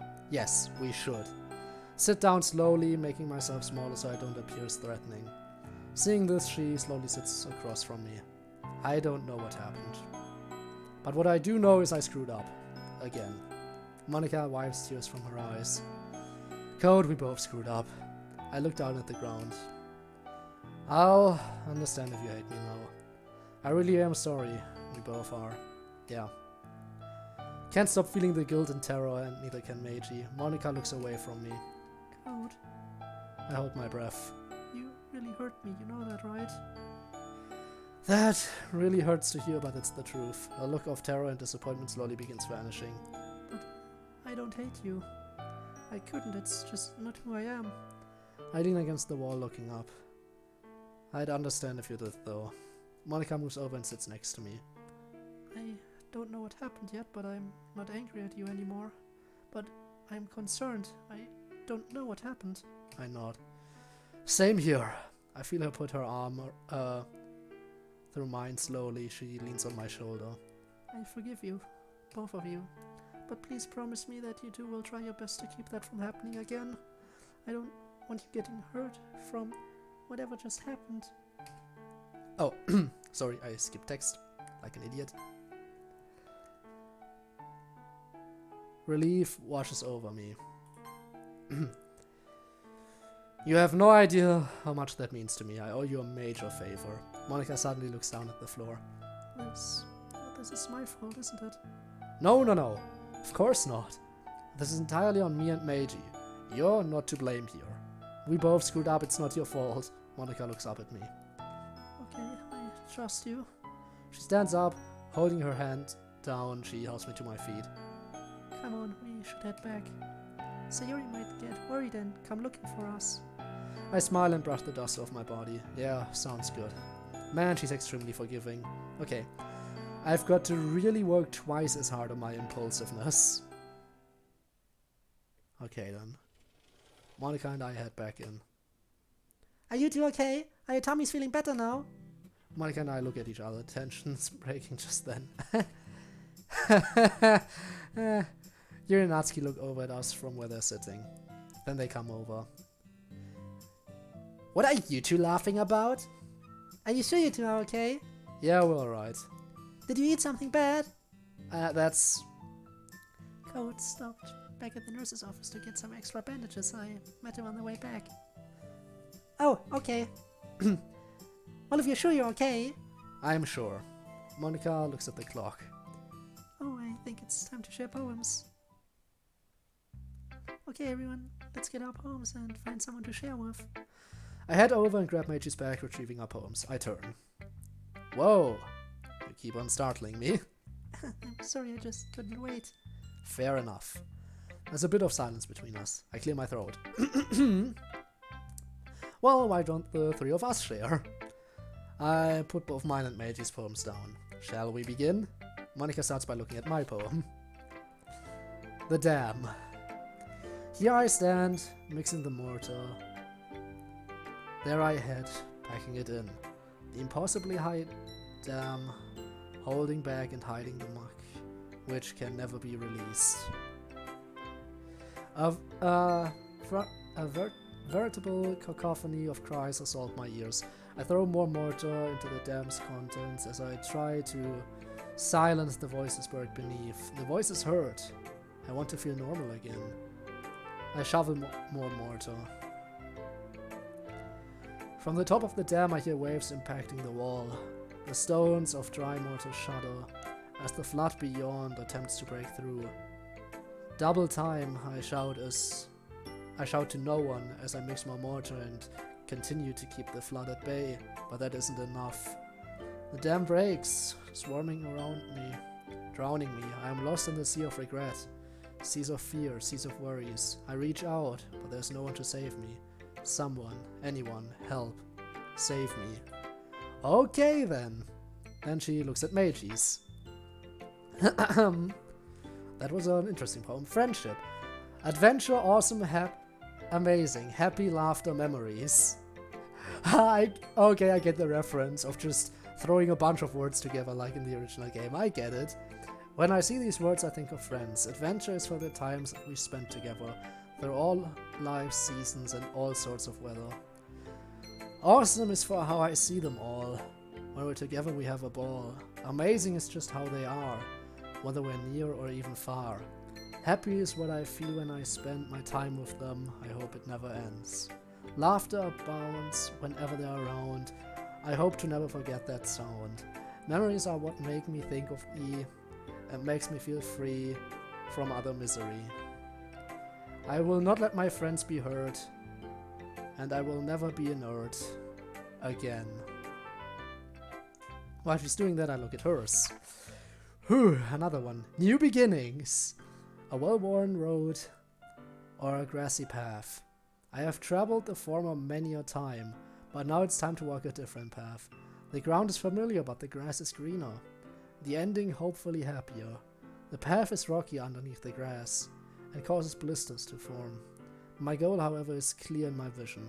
I finally see the home. My way is clear now. I want to have what I have not. What can I? Whoa, again, her poem is different from the one in the game. Guess I shouldn't be surprised. Monica reads both our poems carefully, then puts them down. Well, you both have very differing styles. It's nice not to have 20 random words for this, but it does look like some of the minigame bled through with Meiji's poem. I saw that too. How? No, wait, I see it. It's the first line. Yep, Sayori-based words. Right, now I get it. Well, what did you think of Meiji's poem first? It's actually not too bad. It makes me feel warm and fuzzy inside. And that's not meant to be patronizing. I also feel a very slight tension at the end. I'm guessing that's because of the gameplay we did last night. Yeah, he says yes. Monica nods sadly, then smiles again. I like your rhyming too. I understand it isn't easy coming up with a poem overnight, but it is impressive that you tried to make a poem that rhymes for the most part. I'm with Monica. I did freestyle because that's more my thing, but you went the harder route. Pretty impressive, dude. No, I actually think rhyming is far easier to get a good flow going. Honestly. I tried doing it without rhymes before, and I just... it never felt right for me. I couldn't get a good flow without having rhymes in there, and... I don't know. I still want to try it from time to time, but I just know it's not gonna flow as nicely. If I do it, at least. I'm sure there are some people out there who can do a good job at it. Like the ones who wrote the poems for this game.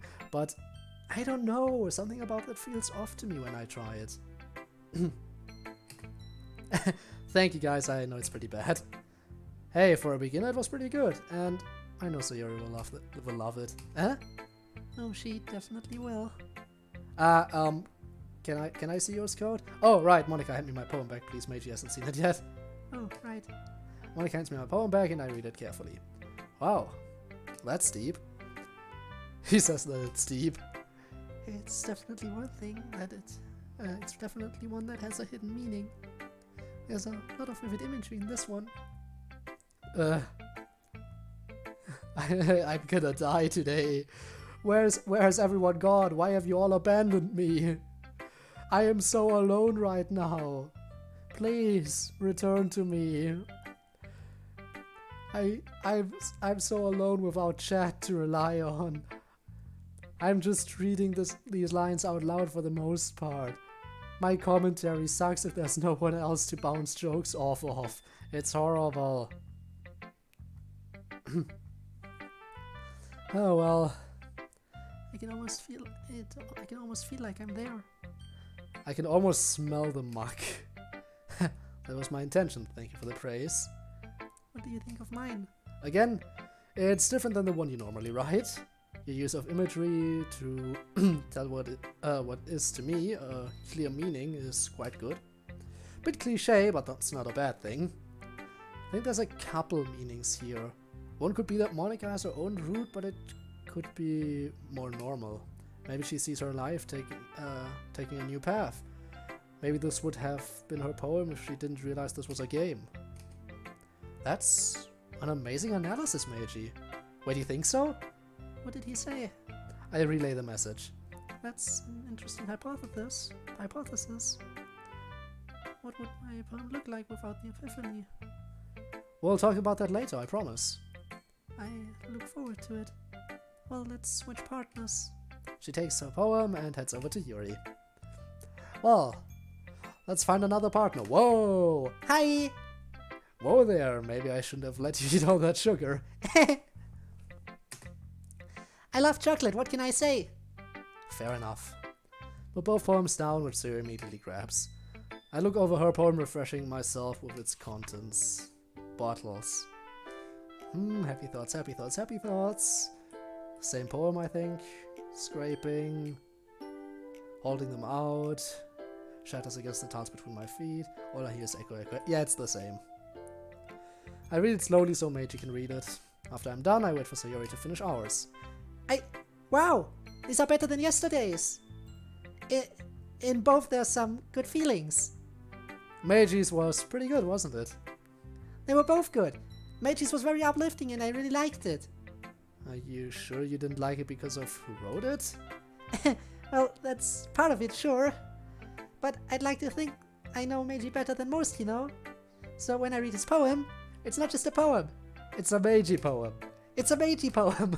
And that makes it feel extra special to me. Like, I can feel his feelings in it. Sayori hugs the sheet against her chest. I reach over and rub Sayori's hair gently. Such a little ray of sunshine. She can keep it if she wants, I wrote it for her. Meiji says you can keep it. Thank you, Meiji. She tries to take it again, but I stop her. After we're all done sharing. Yeah. Your poem, Code, it's still sad. Yeah, I guess that's my style. Is everything okay? Huh? Not good. She can't be worrying about me too. I'm fine, Sayori, really. Are you sure? Damn, she's pretty perceptive. I've got to throw her off. Really, I'm fine. Really? That's your best, dumbass?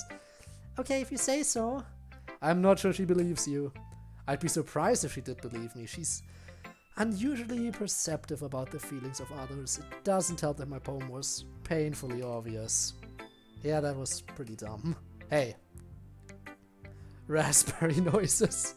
You. Let's get back to the poem. Oh, right. Well, any critiques? Well, I'm not very good at figuring out if poems are good or bad, but that's why I just go with my heart. If it makes me feel things, it must be a good poem. What kind of poems do you like anyway? Well, I do like happy poems, but I also like sad poems. No, it's the mix that I like too. What's the word I'm looking for? Bittersweet. Bittersweet. Bittersweet poems are pretty powerful. Can't see her liking sad poems though. At least I didn't before. Meiji doesn't think you're the type to like sad poems. Well, I like happy poems the most, but sometimes when you have a little rain cloud in your head, a sad poem can give the rain cloud a hug and make a happy little rainbow. A happy little accident. That's a good way to put it. Very poetic. It is? Maybe I'm getting better at expressing my feelings after all. Thanks, Meiji. Thanks, Code. I hold up her poem. Well, why don't we get on to yours? Okay, what do you two think? Meiji? Sayori, did you really write this? I relay the message. Of course I did. Didn't I tell you yesterday I was gonna write the best poem ever? I've been really in touch with my feelings recently. I can tell. This is very good. It's pretty sad too if you look at the past the happy thoughts. What do you mean? Well, I mean, look at the speaker. They give so much of themselves to make others happy, but where's the happiness left for them? Very good poem overall. Should be very proud. Ah, thanks. I feel like I was meant to express myself this way. It even helps me understand my own feelings a little bit better. Writing is like magic. You've absolutely no idea. Writing's the best. I'm gonna keep writing until I die. Stop with the death flags. Let's hope it's a very long and happy life. I look forward to reading your book of poems, as does Meiji. Oh yes, we are. Also, can I keep her poem? Can Meiji keep your poem? Yes, of course. I need to show the rest of the club, but afterwards you can. Great, see you later. You too. She walks off. I decide to go see Natsuki next this time around. Looks like she's been waiting. Took you long enough? What were you and Sayori talking about? Poems? You sure? She seemed upset. I promise I didn't make her upset. Okay, let's see those two poems then. She takes our poems and I read her poem for Meiji's sake. Same as always, Amy likes spiders. I'm not friends with her, that's why I'm not friends with her. has a lot of friends, doesn't matter if she keeps it private, I'm gonna tell everyone, yeah. Hey, I've got a question. Yeah, go ahead. Yeah, I know we read this when we played the game, but what does it mean? Well, many fans of the game believe it has two meanings. Something that Amy is a reference to Yuri, and that Spite is a reference to her cutting. Others think that Natsuki's writing about herself and her love of manga from an outsider's perspective. Well, she'll explain herself soon. Finally, Natsuki finishes our poems. She doesn't look happy. This wasn't supposed to happen at all? Why can't you two just be bad at this? My poems are supposed to impress you two, not the other way around. Natsuki, did you just compliment us? No, I mean, you know. Natsuki struggles a bit. As she's struggling to think of an excuse, I press the attack. Hold up, back up a bit. Huh? You're trying to impress me. But yesterday you hated my guts. How many times do I have to tell you I don't hate you? Ah, crap, I said something wrong. Guess she feels guilty about yesterday. Natsuki, I'm sorry, that was completely rude of me. Let's just continue. Damn. And to answer your question, yes, I saw how you and Yuri were talking about her writing yesterday. I didn't like feeling left out. That's way more honest than I expected. No kidding. I'm sorry I made you feel left out. I'll try not to in the future. We both will. Fine. So, what else can you tell me about our poems? What are we, royalty? Indeed, peasant. They're not that bad, are they? No, it's just... Call your poems a bit too fancy for my taste. But it's not as fancy as Yuri's, and I can see a good meaning. Meiji's are simpler, but it's got a clear meaning too. She chuckles. You two just got lucky, you know. Lucky with writing poems like this? Don't get used to it. You two won't always manage to write poems this well written. I mean, good? No, I mean... You think our poems are good, eh? No, why are you smiling? Baka! Natsuki shoves the poem back towards me. Don't read too much into it, okay? She's definitely cute. Wait, her lines changed. What happened to her saying our poems were bad after all? Script, you're so strange sometimes. I won't, I promise. Well, anyway, you're gonna tell me what you thought about mine now, right? Don't forget who the real pro is. Yes, ma'am. Well, it's certainly longer than yesterday's. Yesterday's was way too short. I was just warming up. I hope you didn't think that was the best I could do. I stand and make a dramatic pose. It wasn't even your final form. You're a dork. Guilty as charged. Anyway, do continue. I sit back down. Anyway, the message is pretty straightforward in this poem. I doubt I have to explain it. But you're going to regardless, right? Yep, here she goes. Sometimes you can explain some complicated issues with much simpler analogies. It helps people realize how stupid they're being. Like, anyone would agree that the subject of this poem is an ignorant jerk? Well, that's true. I wrote it to be easy to relate to. Everyone has some kind of weird hobby or guilty pleasure. Something that you're afraid if people find out they made fun of you or think less of you. But that just makes people stupid. Who cares what someone likes as long as they're not hurting anyone and it makes them happy? I think people really need to learn to respect others for liking weird things. I agree with you. Up to a point. Huh? What do you mean? Some hobbies that people have can be self-destructive. Your manga and baking hobbies aren't bad, but there are some more intense hobbies that can be harmful. I won't ever judge anyone for their likes or dislikes, that's just how they are. But the thing is, some hobbies are dangerous and can lead to the hobbyist getting hurt. I understand that. I'm glad you can appreciate this kind of writing. Just look forward to tomorrow too, okay? You bet I will. I turn to see Yuri staring at me. Hey Yuri, hope you're doing alright after, you know. Oh no, I'm much better now. May I see what you have written today? Sure, here you are. I hand Yuri the two poems. She begins reading, and I read over hers just to let Meiji see it again. The Raccoon. The Raccoon, an urge. Feed myself again. Yeah, about her self-harm. Put the paper down and find Yuri still reading. Looks like she's reading Meiji's right now. Wake up, Yuri. Oh, sorry. I forgot to start speaking. I chuckle. It's fine. This is a rather unusual session today. Take your time. After a couple of seconds, Yuri clears her throat. May I start with Meiji's poem? Of course. Thanks, Code. So, Meiji, this is your first time writing a poem, right? Well, yes. Why do you ask? I relay the message. I'm just making sure. I guess that it might be after reading through it. Could you explain to Meiji what you mean? Yuri holds up Meiji's again. This one is actually not bad for a first attempt. There are some pretty novice rhyming schemes, but you're not to blame here. It's just that there are specific writing habits that are usually typical of new writers, and having been through that myself, I kind of learned to pick up on them. I think the most noticeable thing I recognize in new writers is that they try to make their style very deliberate. In other words, they tend to pick a writing style separate from the topic matter, and they form-fit the two together. The end result is that both the style and expressiveness are weakened. She sounds like an expert. Her stutter is gone. She's like this. When she gets on about a topic she likes, she can go on. But like I said, that's not something you can be blamed for. There's so many different skills and techniques that go into writing even a simple poem. Not just finding them and building them, but getting them to work together is probably the most challenging part. You know what I just realized? Because both we and Meiji have played the game now. And we know what their basic script dialogue is. So couldn't we pull like...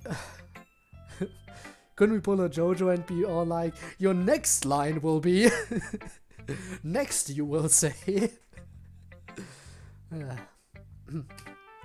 It might take you some time, but it comes with practice and learning by example and trying new things. I also hope that everyone else in the club gives you valuable feedback. Natsuki can be a little bit biased though. Biased how? Well... I think everyone here is biased in their own way. We've all got our own likes and dislikes. Sure, Natsuki has a love for cute things, and that influences what kind of literature she likes and dislikes, but the same principle applies to everyone here. I was just talking to Sayori earlier. She was telling me that she likes bittersweet literature, that if a poem made her feel things, she thinks they're good. And then there's you. Remember when you visited us on Tuesday, you told me that you like deep and complex worlds. And it really shows in your poems. Yes, that's true. I still shouldn't have said that. It's alright, we all say things like that sometimes. Anything else? Yes, a question if I may. Sure. Am I wrong in assuming that this is an ode to Sayori?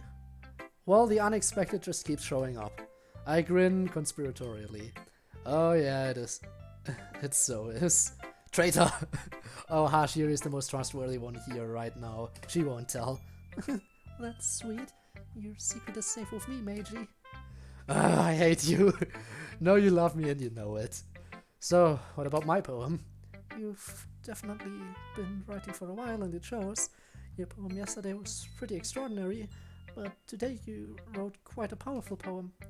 It was inspired by you and everyone else. I wanted to make more vivid images and leave the poem somewhat open to interpretation. Just like your poem yesterday. Yuri visibly swallows. Even her hands appear sweaty. Wait, am I going down the Yuri route? No, you're going down the new Monica route, definitely. And your body's going down the Sayori route, and you're on good terms with both Natsuki and Yuri. No, because the others like the poems too. Weird. I'm not used to this. Yuri, are you okay? I don't know. I give Yuri the time she needs. Yuri breathes and collects her thoughts. Yeah, just being appreciated like this, I guess. It probably sounds really stupid, but seeing someone motivated by my writing, it just makes me really happy. I know we played the game and all, but seriously, she doesn't seem like the type who hasn't shared her work. Wait, you've never shared work before? Yuri nods. I really only write for myself. And besides, people would just laugh at me.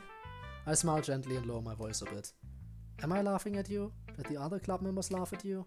Yuri shakes her head slowly. I understand how you feel. It's scary to share something so intimate as a poem, but hear me out. No one here would laugh at you. We're all friends here. Friends are supportive and caring. We would never mock your work like those bullies earlier. You think so? I know so. Your work in this club will always be appreciated. Thank you, Code. What do you think of my poem? I was a little more daring with this one than yesterday's. You're not kidding. This is an amazing poem, much more metaphorical. I'm guessing this is more the style you're used to using. That's correct. Using the poem as a canvas to express vivid imagery and conveying emotions through them. I wanted to express the way it feels for me to indulge in more unusual hobbies. Cutting. Damn, we've got to help her. We will. It's those sort of things I'm usually forced to keep to myself, so I sometimes enjoy writing about them. We all have hobbies that are embarrassing to talk about. One of mine was I collected swords. I was just selling them off before I woke up here. You did? Honest to God. Damn. Collected swords? Yeah, I was terrified to admit it, but I'd be seen as that American who would shoot up the school. Once I was 17, though, I wasn't afraid to admit it. Sure, my former classmates teased me for it, but not too seriously. It's a shame they aren't real. Your former classmates sound like good people. Having people like that in your life must have been quite a pleasant experience. Well, you do have friends. You have me, Meiji, and the others in this club. They would never judge you. Damn right, I chuckle. Meiji just agreed with me. And I know for a fact Natsuki would too. Natsuki? Why? Natsuki wrote about something like that too, actually. About someone being ridiculed for a strange interest. Huh? She did? I read her poem earlier, but I must have missed that part. Yeah.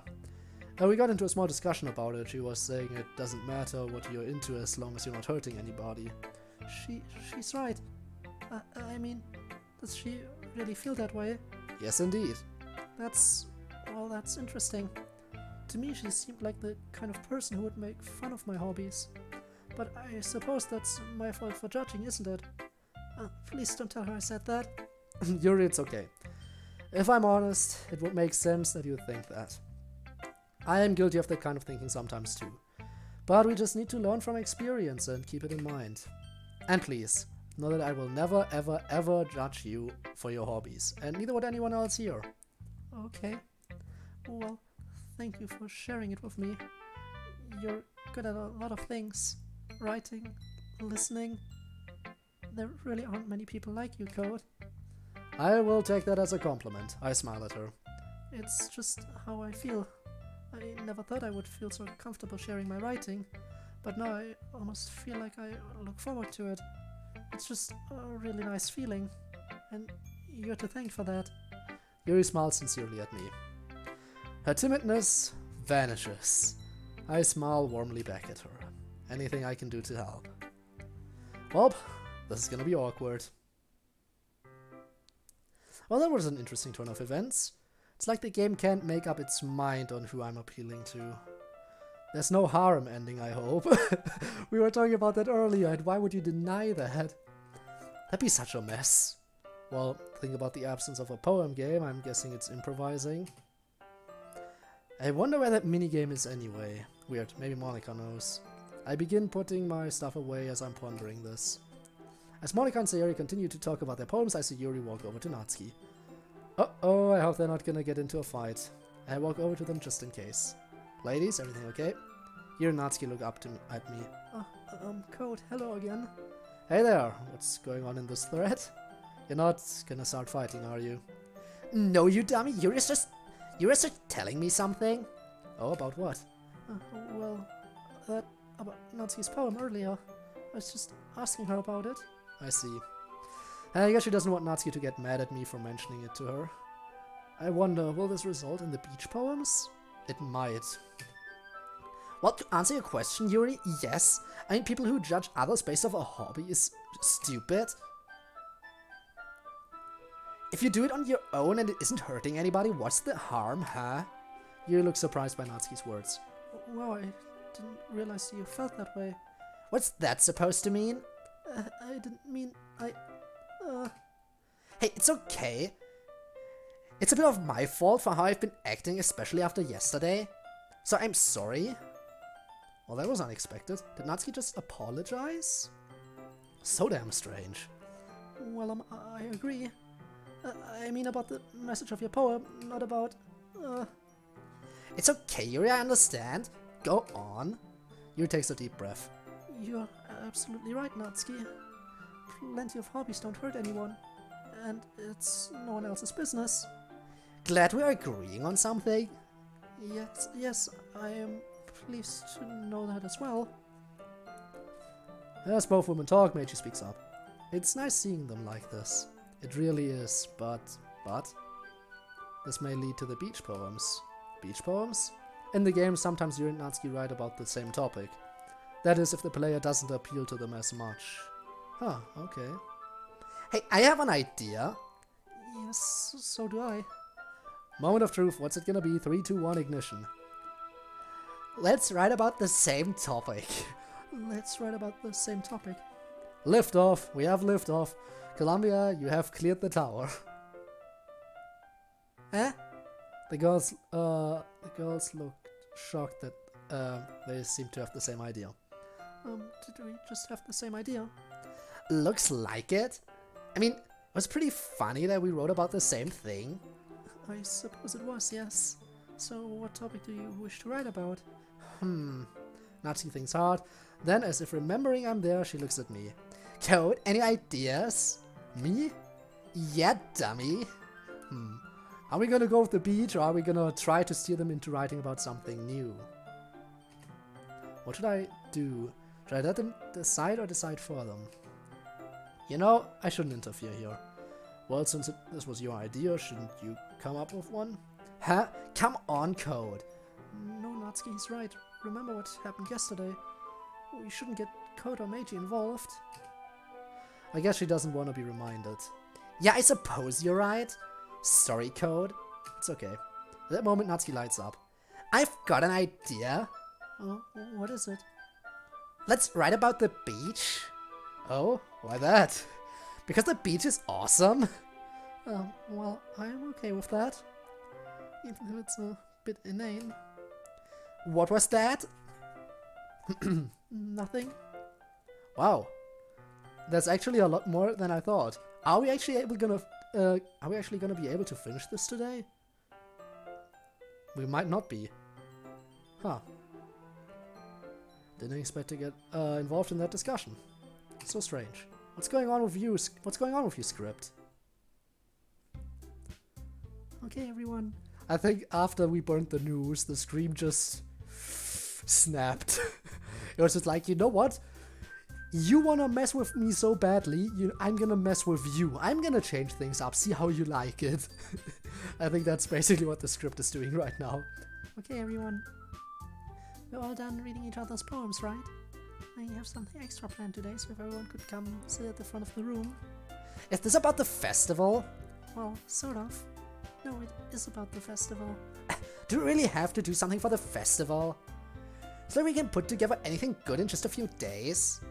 We'll just end up embarrassing ourselves instead of getting any new members. That's a concern of mine as well. I don't really do well with last-minute preparations. Don't worry so much. We are going to keep it simple and tasteful, okay? We won't need much more than a few decorations. Besides, the festival's next week, not tomorrow. We have plenty of time to prepare. Sayori has been working on posters and I've been designing some pamphlets we can give out during the event. Okay, that's great and all. But is there any reason you're avoiding the question? What are we doing? We're performing poems. Performing? Monica. We are going to be standing and performing poems in front of whoever can. I regret not preparing something to drink today. In front of whoever comes to check out our club. All I need from you are poems to recite so I can put them in the pamphlets. But the best part is we're going to let anyone else who wants to come up and recite poems too. Sayori's put... Monica, your voice. Why is it your voice especially that's hard for me to do after a while? Sayori's been putting up all the posters in case everyone wants to prepare ahead of time. Check it! Come to the Literature Club, room 3D. Members well, a member Here our members perform poetry. Snacks provided. Students are free to perform if so desired. See you there. Well then. So he holds up a pretty interesting looking poster. She looks pretty proud of it. Oh, for the love of Monica, did you already begin putting these posters up? So he puts the poster down, seemingly sensing trouble. Well, I did. Do you really think it's that bad of an idea? Well, no. It's not a bad idea. But I didn't sign up for this, you know. There's no way I'm going to be performing in front of a group of people like that. I agree with Natsuki. I could never, in my life, do something like that. Yuri shakes her head in fear. Guys! I am sorry. Maybe today wasn't the best day to bring it up. I mean, we've never shared our poems with each other until just a couple of days ago. It's a lot to ask you all to recite your poems out loud or in front of a whole room full of people. I guess I kind of overlooked that. Besides, this week has been overwhelming for all of us, so I'm sorry. There's a tense silence. I decide to put in my 2 yen. I raise my hand. Hey, can I say something? Everyone looks at me. You all love this club, right? You and Natsuki look away. I can tell this place is special for all of you. And Monika's been working really hard to make this a fun and safe space for you all, right? I think it's only fair that we at least give Monika's idea a listen. Sound good? I turn back to Monika. Monika? Thanks, Code. I did overlook the fact that we just started, but I still think we should give it our best. We're the only ones responsible for the fate of this club. If we start the event and each put on a good performance, then it will inspire others to do the same. And the more people who perform, the better we'll be able to show everyone what literature is all about.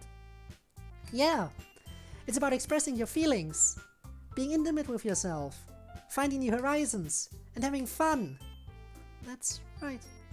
And it's those reasons that we are in this club together today.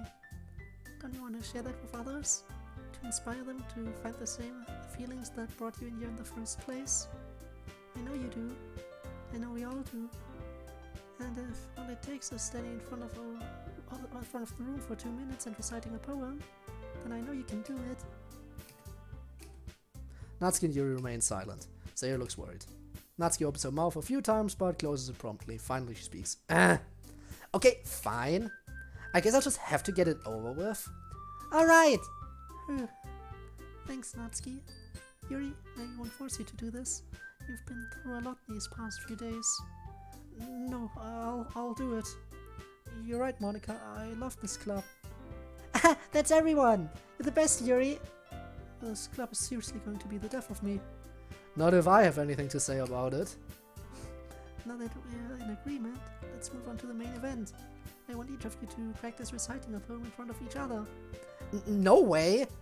Monika, this is too sudden. The more you practice, the less nervous you'll become. I grab my poem. I'm no performer, but I'd at least like to try. Besides, if you can't recite your poem in front of the club, how do you expect to do it in front of strangers? Oh no. I walk over, put a hand on Yuri's shoulder. Remember what I said earlier. No one is going to hate you or judge you. I hope so. I know so. Don't worry. I'll start off to help everyone feel a little more comfortable. Can I go next? Of course. Now let's see. Monika flips through her notebook. She then stands behind the podium. The title of this poem is The Way They Fly. I listen eagerly, waiting to actually hear said poem. It's never shown in the actual game, after all. A feather falls from a cool autumn sky. The grass, gratefully accepting the offering. I look up and see the formation flying south for the winter. The ever-encroaching winter. And I stand and watch them fly by. The way they fly. The way they fly. So free, so genuine. But with a hidden order. Following the leader. The leader which experiences troubles and tribulations. He must bear the brunt and from the V. And I sit and watch them fly by. The way they fly. the way they fly. Another group of birds fly, an absolute flock, flow like water through the ever-darkening evening sky. They cover the rising moon briefly before heading for a warmer clime. And I lay here forever and watch them fly by. The way they fly, the way they fly. When Monica stops, I sit there frozen in shock. That was amazing. She started out very strong. Her crisp, clear voice carries clear across the room. Her performance was flawless, and she put the right emphasis in the right places.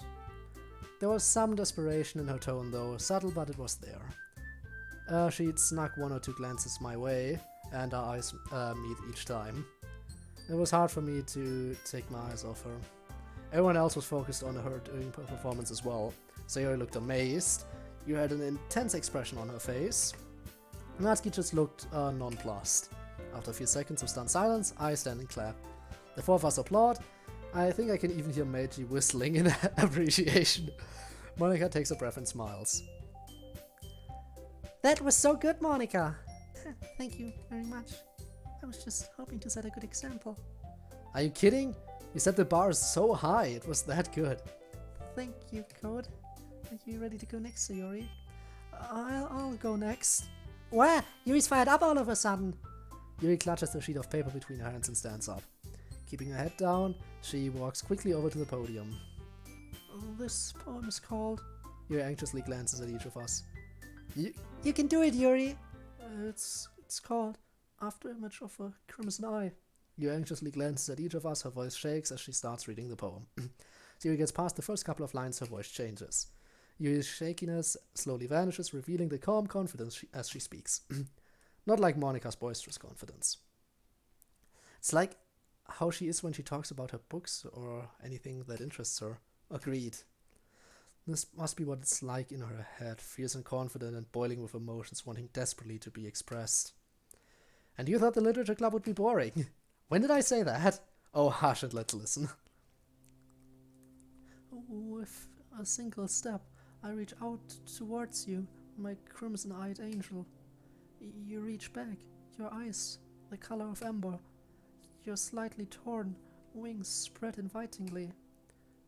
We begin to embrace, but your eyes flash, and you vanish, leaving emptiness.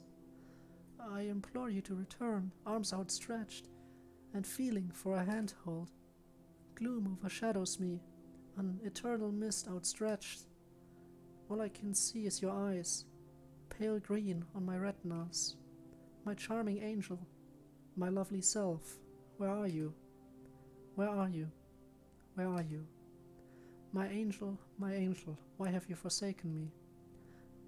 A soft breeze envelops me, and I feel the thin tendrils of my angel's fingers on my shoulders. The crimson of your eyes illuminates the mist. I turn and face you, afraid and glad to see you. Your eyes aflame with emotion, your wings aflame with comfort. I reach out again, and our hands intertwine. My angel, my crimson-eyed angel, I can never forget your eyes.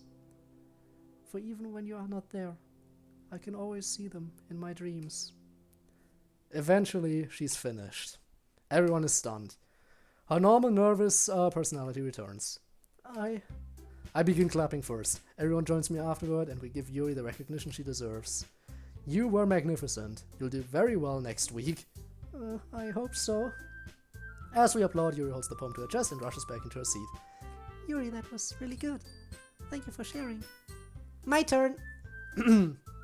And man, with the ooh, Yuri's awesome.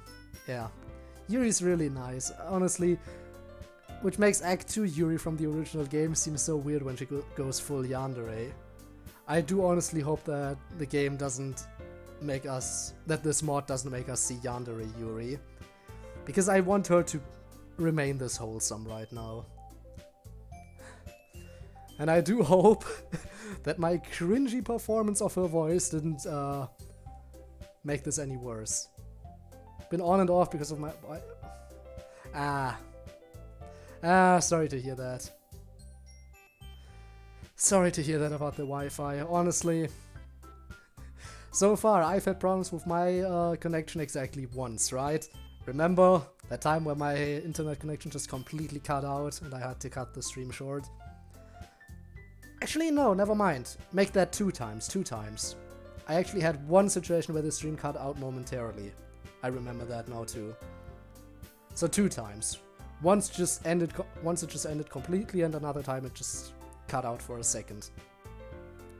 But other than that, I think my connection is doing well. So all the more reason I'm so sorry that yours isn't working as nicely. But I mean, what can you do? Sayori hops out of her chair and cheerfully walks to the podium. This one's called My Meadow. I'll be lurking. Alright. You do that. Sorry, I giggled. It's a lot harder than I thought. How did you guys do it so easily? Don't worry, Sayori. Try not to think of it like you're reciting to other people. Imagine you're reciting it to yourself, like in front of a mirror, in your own head. It's your poem, so it'll come out the best that way. I see. Okay then. She begins. Somehow I feel like her soft voice brings out the raw emotions of this poem. Okay. Next recital. Her performance isn't as dynamic as Monica's, or as full of emotion as Yuri's. Actually, it sounds bittersweet. I love my meadow. The grass is soft and cool. The breeze cool and refreshing. The sunlight warms the salty dew under my feet and on my face. The grass is like a long-lost friend. Into its shade I'd like to descend. The sun rises and it gets hot. I look around for a cool spot. I look for shade and see a big tree. I run towards it and sit against its strong bark. The meadow covers the world like a warm blanket. The shade is cool and inviting. I really love my meadow. Infinite lines of grass all in a row. It's warm and cozy under this tree. The rosy breeze just feels so free. Maybe it wants me to stay forever. I really want to stay here forever. Forever. Sayori finishes and we applaud. I think that's the shortest one out of them for now, and somehow I still messed up at one point. I did it! Good job, Sayori. I guess that's a good sign. It came out nicely, Sayori. The atmosphere of the poem fits you perfectly. Thank you, Monica. I've been practicing that kind of thing. It's just a bit embarrassing to do in front of people, or in front of everyone. Don't be embarrassed, you did really well, Sayori. I'm proud of you. Thanks! Now, who's next? Natsuki? Ha! Don't make me go before Code. It's not like I can compare to you anyway. Even him. Natsuki? Wait, that's different from the game. Does she feel like her poem's inferior? I walk over to Natsuki's desk and kneel to her right. Natsuki, I love your poem for today, and I'd love to hear you perform something. Besides, it's not fair to you to compare yourself to the rest of us. He's right. Monica walks over to the other side of Natsuki's desk.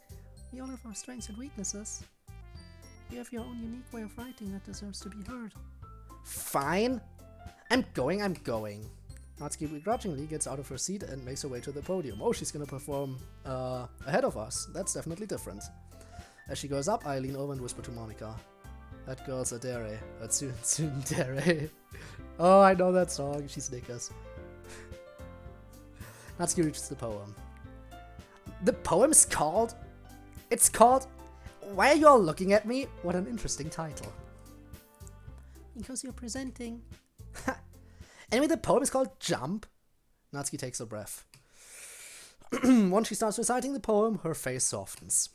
While she's still a little unenthused, I think she's somewhat enjoying it. In my backyard there's a trampoline, with black outlines and gravel between. When no one's around, I like to jump. I jump and jump until I can't anymore. I love to jump, I mean, who doesn't? I reach towards the sky, the world is so distant. Can't be bothered whenever I jump. I've never felt this free since or before. Why do I jump? Lots of people ask me why. Because it feels like I'm flying, that's why. I always wanted to fly. It sounds fun. Because if I could, through the clouds I'd soar. If I could fly, away from it all, I would. The ground below is hard. The sky is soft and good. It's peaceful and fun. It really can't be beat. It's freeing. I want to be flying all the time. I wish I could jump and fly all the time. Natsuki finishes and everyone applauds. She hops back to her seat. Your turn, big man? Ah yes, the truly talentless one. Stand up and step in front of the podium. Everyone has their eyes on me. Thank you for all standing in order of tallest to shortest. Another Markiplier reference, I see. Also in order from biggest boobs to smallest boobs. Yeah. Also in order from biggest boobs to smallest boob. I appreciate that. That's really welcome. My poem's called The Dam. I recite my poem.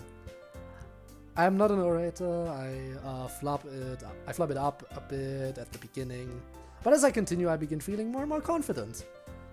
The words flow from me as I read. When I finish, the girls look at me stunned. Monika's the first to applaud. The others join quickly. Well, except for Natsuki, she applauds begrudgingly. I'm so glad you guys came through. Hopefully you've got a taste for what it's like. Yeah, I guess. It'll probably be easier in front of strangers, though. Wait, really? I think it would be the other way around for me. Well, if it's in front of strangers, I can put on whatever face I want. But if it's in front of the club members and friends... Well, her voice trails off. I get it, yeah, that makes... that's me. I get it, yeah, that makes sense. Trust me, Natsuki. You won't have much to worry about for the festival. Just please make sure you pick a poem and get enough practice before the festival, okay? I'll be making pamphlets, so let me know ahead of time what you'll be reciting. Will do. Okay, everyone. I think that's about it for today. I know the festival is still coming, but I hope that you'll at least try and write a poem for tomorrow, too. It's been working out nicely so far, so I'd like to try and continue. As for the festival, we can finalize details tomorrow, and then we'll have a weekend to prepare. Monday's the big day. I can't wait! I can do this. I can do this. Yes, you can. I stand up. Man, I'm so glad you're in charge right now. Wait, huh? Seriously, how come? There's no way I'll be able to find the same enthusiasm as Sayori and Monika. Oh, yeah, I mean, that's understandable. How do you do it? Do what? Find the enthusiasm. Ever heard the expression fake it till you make it? Yeah? There's your answer. Huh. And besides, knowing what we know, I can't afford to make a mistake. Or it's game over, man. Game over. Right, of course. Turn to Sayori. Ready to go, Sayori? Yep. Look at you two always going home together like that. Even if it's Code instead of Meiji. It's kind of adorable, isn't it? Hey, she's Meiji's bestest friend, and he is still here. I tap my head and feel my face flush at the same time. It must be a little nice, though. How am I supposed to respond to that? What, going home with her? It's very nice, she's a cool gal. It's okay, you guys, you don't have to say it. If you're sure, then let's go. I grab my stuff and I'm just about to leave when I realize something. Turning back, I see Monika beginning to clean. Wait, I thought Japanese school clubs had managers that took care of that. Has Monika been taking care of that this whole time by herself? Now I feel bad. Wait, Sayori, I forgot. We should probably wait for Monika. I point to where she's cleaning. Oh yeah, Monika, do you need help with anything? Huh? What do you do before you leave? Normally I do some sweeping and cleaning. Sayori quickly runs back to the closet, grabs a small hand broom and dustpan combo and begins sweeping the room. Laughing, I begin to arrange the desks again. Ah, that chocolate was a mistake. You're a softie? Natsuki pats my neck a bit hard. I wince. Aha! Watch the injuries.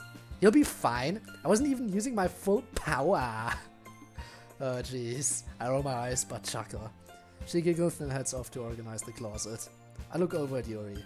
Oh, she's cleaning the desk with a paper towel and a bottle of cleaner. She's humming something, I can't place the tune. I walk over to Monica. She looks up at me. This didn't happen, did it, in the game? In any other run-through? Nope, this doesn't happen anywhere in the game. Unless she had her own route. Good point, it makes sense. I look over at Yuri.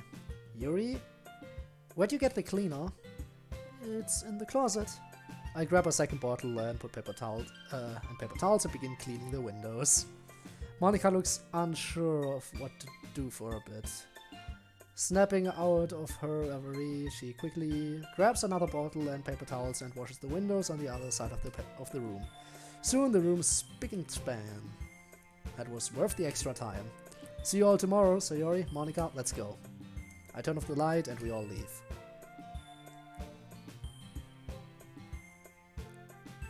Nice slideshow, thanks. Takes us a few minutes to get our shoes and head home. Monica motions to me as we begin walking. She points over at Sayori. Oh dear. Sayori, you okay? Sorry, I was spacing out. Please be careful, space out too much and you could get hurt. Right. I like how we get to go home like this, even if it isn't Meiji. Hey, I'm right here. He heard that. And we both like it. It's nice to walk home with someone to talk to. And now that Monica's living in Meiji's house, it's even more fun. I phrased that poorly. That doesn't look like a happy smile. Monica's thinking the same thing. This can't be good. That doesn't sound too pleasant. If it goes the way it goes in the original game, it won't be. I was thinking about something from earlier. What about, Sayori? Sayori fumbles with her words. Then takes a deep breath. Can I ask Meiji a question? Of course.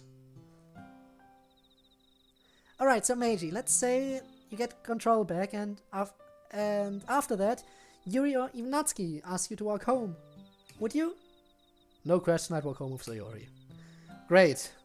Now give me some reasons why. Sayori's my best friend and I've been neglecting her for my own selfish reasons. Plus I love her. But don't tell her that part. Code, you were spacing out too. She pokes my cheek. Yeah, sorry, Meiji and I can communicate without me needing to speak. Sayori, Meiji would walk home with you, no question. He cares for you deeply and feels guilty about how you and he have been growing further apart. You will always have a place in his heart, trust me. He will always need you. But why does he need me? I'm just a rain cloud on his sunny day. Monica moves to hug Sayori. Monica? No one at the club sees you that way. Not Natsuki, not Yuri, and not us. I got to know Meiji and Code a bit earlier today, and I assume there's no one more important to Meiji than you. I put a hand on Sayori's shoulder. You're important to him. Very, very much. Sayori looks startled by this affectionate exchange. She tears up a bit, but maintains her smile. I see. Thank you. We walk in silence for a while, Monica and I on either side of Sayori, comforting her as she holds back tears. We make it to Sayori's house first. Thanks for listening, you guys. Anything to help my vice president. Well, I'll see you guys tomorrow, okay? See you tomorrow, Sayori. Sleep well. Monica and I head back to Meiji's house. Monica walks slowly, and I keep step with her. I sure hope that helped. We'll see. What was that about? Any idea? This happened in the game too, remember? She asked Meiji about walking home with someone else? She's jealous. But how? It's not like it's him doing anything. I have the face of her best friend. The man she's in love with. Shit, wrong move. Damn it. Monica, I'm sorry. Didn't mean to yell. I pull her in for a hug and she immediately buries her face into my shoulder blade. What are we going to do? I'll tell you what we're going to do.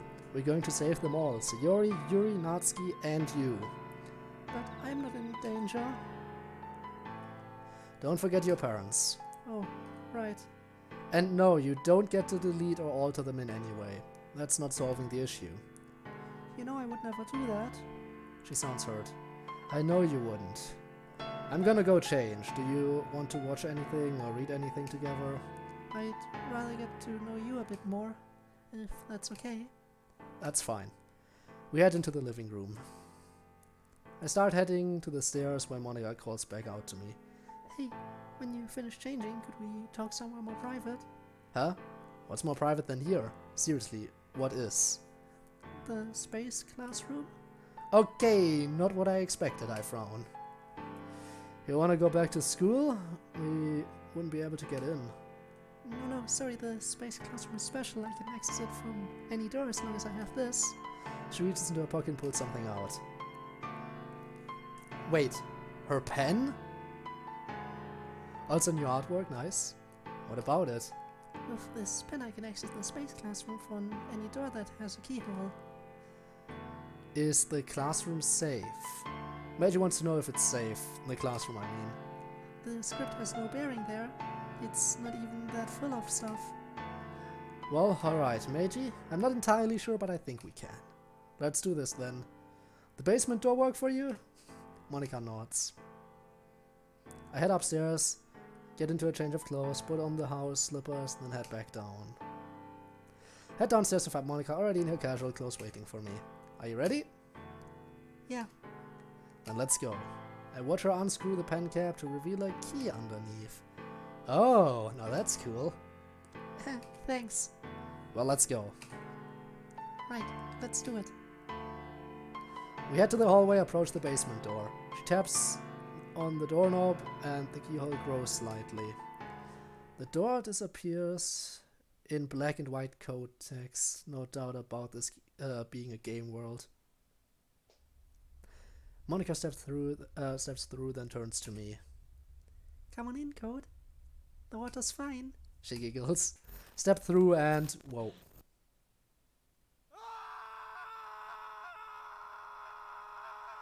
What just happened? Ow. It hurts. It hurts. It hurts, it hurts, it hurts, it hurts, it hurts. Make the pain stop. Make it stop. On a scale of 1 to 5, this is a solid 28. The moment I step over the threshold, something happens. Feel like I'm being torn apart molecule by molecule. All I remember is screaming and searing pain all over my body. Try to move back, but I can't. It feels like an eternity before silence falls just as suddenly. My whole universe is nothing but suffering. Is this hell? Did I die? Please, God, save me.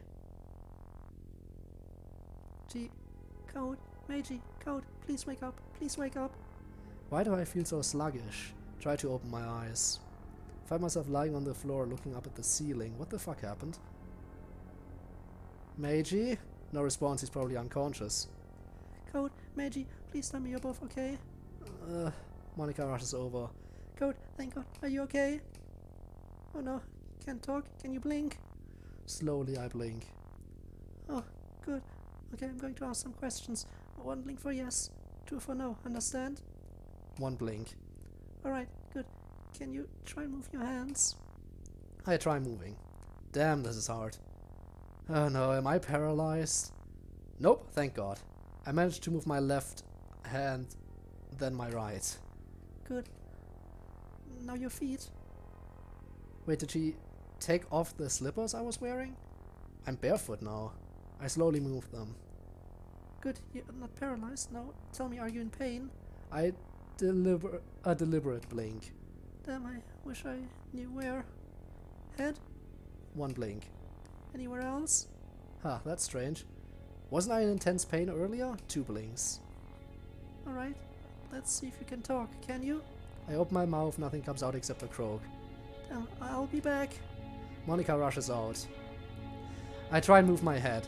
No dice, my head's too dizzy to move. Feel like I'm going to throw up. Quick as a flash, Monica comes back with a glass of water. She lifts me up, leaning me against the wall. She brings the glass to my lips. Try to swallow, but I cough the water up, getting it everywhere. This doesn't seem to even faze Monica. She doesn't give up. Finally, the cool liquid flows down my throat. Try to clear my throat. Hold on, that voice sounds odd. I don't know. You don't sound well. Maybe that shock affected your vocal cords. I shrug slowly. Feel dizzy. Head hurt too. Yep, something's wrong with my voice. I'll get you some pillows. Monica heads out again. You know, my first idea would be, will it fix itself if we go back out? She's really something. In the silence I listen. Hold up, what's that? I stop breathing for a few seconds. I hear someone else breathing. Try moving around to see, and I eventually see... Wait, what? What the actual fuck? Meiji? Meiji lying on the ground, clearly unconscious. He looks like he's in pain. Wait, if he's there, then I slowly look down. My clothes, they're the same clothes I was wearing before I came here. Does that mean... Holy. Monica comes back with a few pillows. She puts some behind me, then rushes over to Meiji, putting one under his head. So she figured it out, is that what you're telling me? And that's why she wanted to get in here? Or did this happen completely by accident? Code? Yes? I slow my words. Why am I feeling so weak? Are you feeling any better? Feel like I got drugged. Other than that, I'm just fine. Monica comes forward and puts her hand on my forehead. You're not sick, so what's going on? She helps me into a comfortable position. I soon feel a soft blanket being put over me. I don't know. How did we separate? I don't know, but that's not important at the moment. You need to rest. What about Meiji's parents? Don't worry, I made up his bed so it looks like he's sleeping if they come home. It's early still. Alright. Slowly drift off. This seems like it's gonna be the end of Act 1. I wanted to stop it early because I wasn't sure if I was able to finish today after all, but this looks very end of Act 1-ish to me. I slowly open my eyes. Where am I? What happened? Oh, right, pain, screaming. I remember. How long have I been asleep? Wait, what's this? Monica? I take stock of my surroundings. I'm lying on the floor of the space classroom. I have a blanket over me, and Monica, she's cuddled up next to me. Oh wow, she's holding onto my arm, and her boobs are... I feel my face get hot. Damn, this feels... But we can't be doing this now. Hey, Monica? She stirs. She sees that I'm awake and jumps back. Hey there, Code. Are you feeling better? Much. I clear my throat. So, what were we doing? I was wondering what sleeping next to the person you love felt like, so I did it. Are you mad? No, not at all. I attempt to stand. Monica moves over and helps me stand. I guess I'm a bit taller than Monica. If the DDLC wiki's right, I'm about the same height as Yuri. You look more handsome in person. Thank you, Monica. I look over at Meiji. He still looks like he's in pain too. I walk over. What are you doing? Waking him up. I walk over and shake him. I cover his mouth. Whoa there. Don't want to wake the whole neighborhood, do we? I slowly remove my hand. What the? How did... I have control back? But how? Ow? That's what I'd like to know. And take it easy. I help him to his feet. He's a bit shaky, but he manages. Possibly due to the injuries he still has.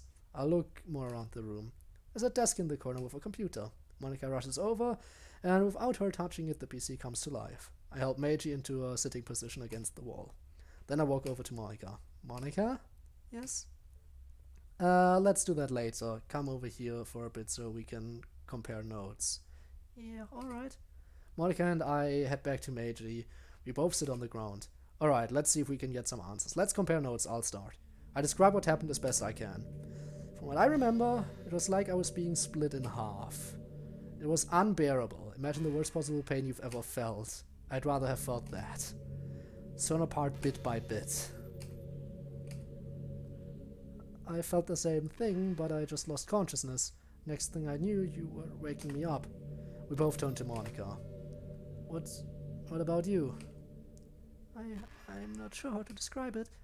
Your hand crossed the threshold. I saw... Well, I don't know what I saw.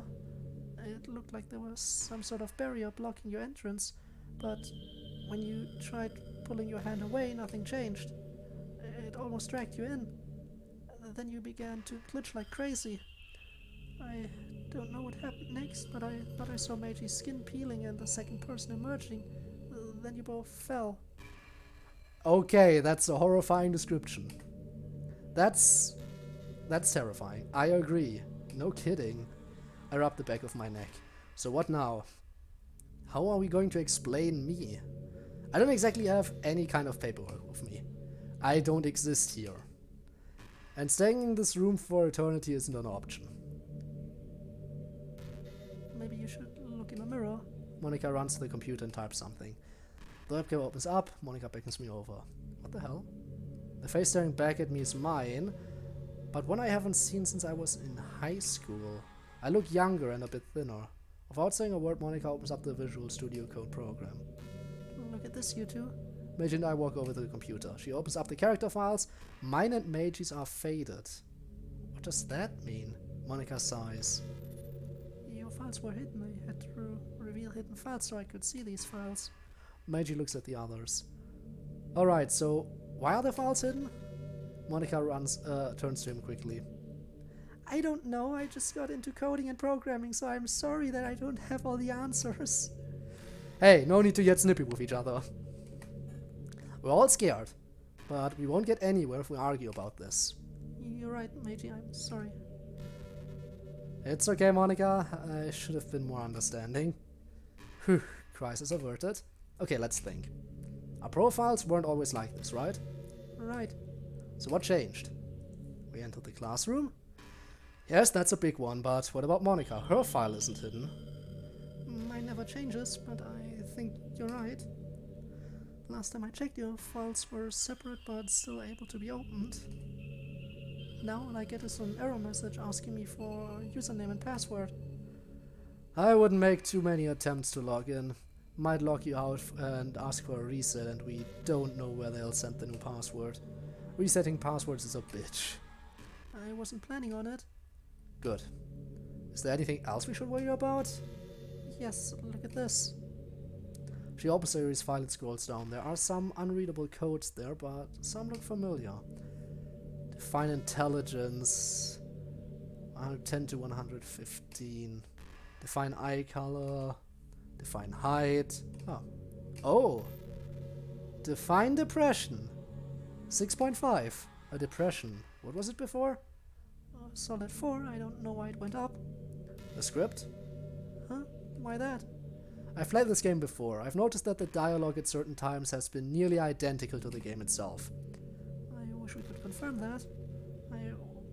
But we don't have access to the script proper. Just the conversations as they happen. Damn. I lean against the wall next to one of the windows and look out. The view is astounding. We're in very low Earth orbit. I see Japan down below us.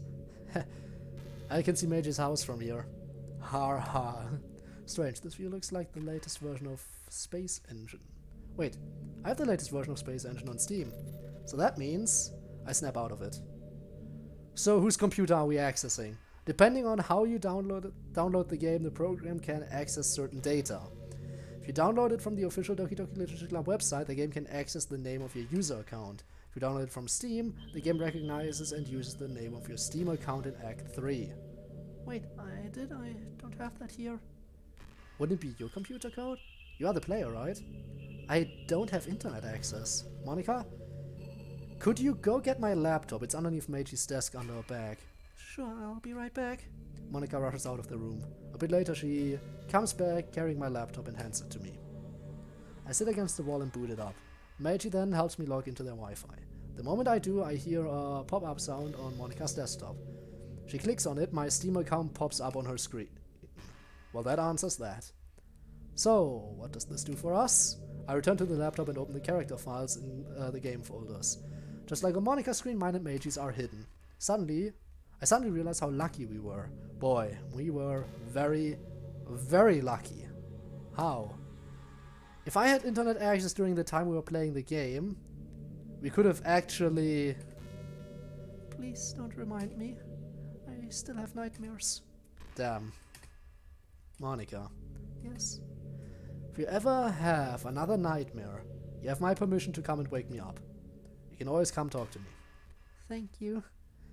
Why don't we all get some sleep? It's been a long day. Yeah, that would be good. Agreed. We headed back to the door. I stepped through again and... Pain and we remerge, maybe? So are we separate in that room? Ow. Wait, wasn't I just in the space classroom? What happened? Let's see. Monica walked through first. When I walked through, something happened. Felt something push into my back. When I looked back, my left arm was disappearing inside Meiji's. I don't remember what happened because I passed out. Look around and see my phone on the nightstand. It says 8:15 p.m. Look down, suddenly aware of someone else in the room. Monika's kneeling next to the bed asleep. I slowly sit up. Come on, really? Yep, not my voice. Back to Observer for me. Meiji, I'm sorry. Not your fault, don't worry. Monika stirs.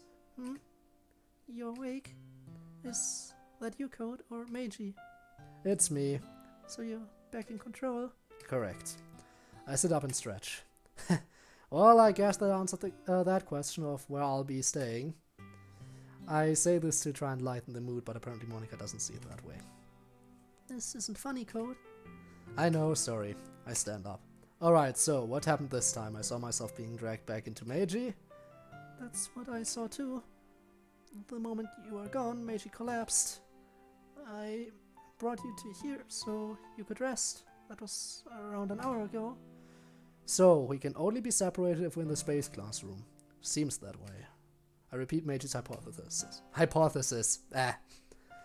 It's been a long stream, okay?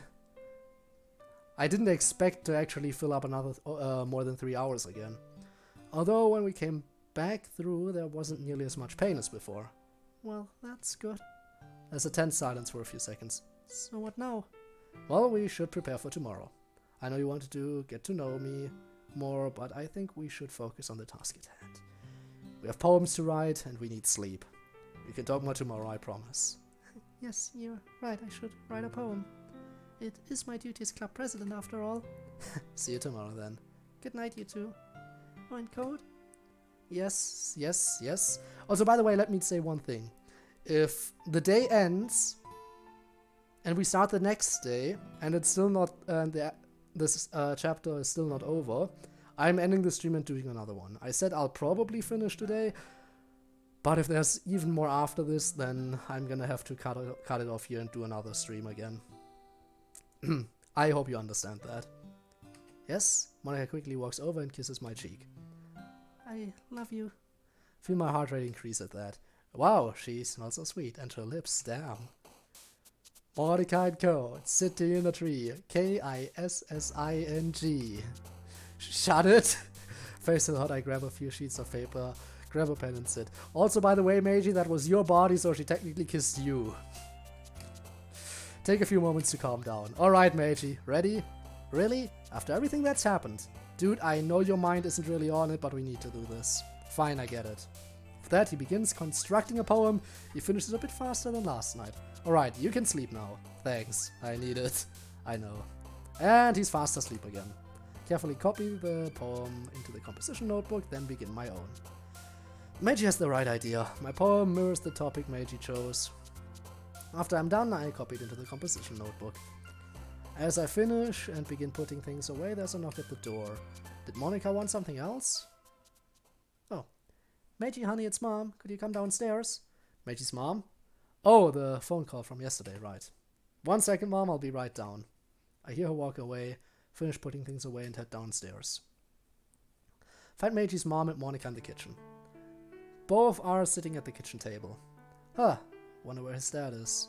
I walk over and sit next to Monika, who is looking a bit scared. The moment Meiji's mom sees the bandages on me, she gasps. Meiji, what happened to you? Who did this to you? Oh, I'll explain later. Oh, no you don't, you're explaining now. I sigh, I guess there's no getting out of this for me. Okay. I begin to explain what happened at school today. Meiji's mom listens attentively. Monika joins in and clarifies certain things that I miss. Oh dear, she looks upset. You could have been seriously hurt, Meiji. This Yaya doesn't sound like a nice person. That's the understatement of the century! I should be angrier. But Meiji, I'm proud of you for standing up for a friend. And Monika? Yes? Monika looks surprised. Thank you for getting an adult. You did the smart thing. Ouch, well, she's not wrong. Mom, I'm sorry. I'm just glad you're not more badly hurt. Me too. But this isn't why I asked you to here. Meiji, your dad would be here too, but he was asked to stay late. Well, that explains that. Asano-san? Yes? Monika looks nervous. Take a few deep breaths, sweetie. I just want to ask you a few things. Mom? I lean in and whisper to her. Please go easy on her, she's had a hard week. I know, dear. Asano-san, I know this is going to be a hard question to hear, but please do your best to answer. Could you tell me in your own words how you ended up homeless? Asano-san, I know this is an uncomfortable topic, but it's important that I get your side of the story. You can take as long as you need. Monica looks at me, I nod reassuringly. She takes a deep breath. She begins her story. I've never seen a more masterful performance from the emerald-eyed club president. She gives a more detailed explanation of her circumstances. Even if the memories were fake, it seems as if this incident was very hard for her to talk about. She even holds back tears, unsuccessfully. And that's the story. I know the decision is in your hands, but please don't send me back. I've felt freer and happier here than I have before. I don't mind going to spend time with Sayori's family instead of here, but I can't go back to my parents. I'll hop around the house if need be. I just don't send me back there. Silence fills the room. I don't think this is an act. Well, obviously it isn't. She's genuinely scared. Why wouldn't she be? She's being so incredibly open right now. Up until now, she's never opened up to anyone but me. Wow. That is a lot to take in. She goes silent and appears to be thinking. She then turns to me. Meiji, answer me this. What is it? If I say yes, can you promise me and your father that you'll treat Asano-san here with the respect a woman deserves? You have my word. I would never mistreat her. Silence falls again. Monica and I are on the edge of our seats. Looks like she's come to a decision. Alright, I've decided. Moment of truth. Asano-san, I believe you. You can stay here. The look of relief on Monica's face is a relief to me as well. I release a breath. Guess I was holding it. We can't send you back to that house. Monica's holding back tears. You're legally an adult, so they can't take any legal actions against us for taking you in either. I don't know what we can do about your belongings, though. My belongings aren't important to me. I'm just glad to be away from that house. Are you sure? Everyone has something they treasure. I'm sure. The only thing I treasure is something they won't find even if they get rid of all my things. If I wanted to, I could sneak back and grab it while they were both at work. The other things don't hold any special meaning to me. Well, if you say so, then that's fine. You can stay here as long as you need to. Aiko's already agreed to letting you stay in her room for the time being. She doesn't need to come home for a while. If she did come home, we'd have an office with a bed downstairs you can use. I don't know what to say. I feel so relieved. Thank you a million times over. Seriously, Mom, thank you so much. Well, what kind of people would we be if we just let her alone in the streets? But it's late. You should be heading to bed. Yes, Mom. Of course, Jesus-san. Good night, you two. Good night, Jesus-san. Night, Mom. We stand and both head upstairs. We get to the landing. Monica stops me. Monica, what? She wraps her arms around me. Is she trembling? Monica? I hug her back. What's going on? Are you okay? I'm just relieved. I was so worried she'd call my parents or send me away, but I'm glad she let me stay here with you. I rub her back with one hand and hold her head with the other. One of these days I'm going to take you on a magnificent date. The date of your dreams. But a date with you is the date of my dreams. I boop her nose. Boop! Now who's the one using the corny lines? We both chuckle a bit. God, she's so incredibly attractive and so warm. So beautiful. My hand moves to cup her cheek. She leans against it, almost nuzzling it. Her eyes, they're like shining, intelligent, deep, and limpid pools of shining love light. It's like I can only see her. Not just her eyes, but her. She moves closer, her hand running softly through my hair. I inhale sharply. It feels amazing. She's giving us the eyes. It's the look. Put my arm around her waist and pull her closer. You can feel my heart beating to my ears. Monica's eyes close and her lips part. I do the same. Meiji, you're okay with this, right? Meiji, I'm doing this in your body. I hope you're fine with me doing this for now. I'm taking...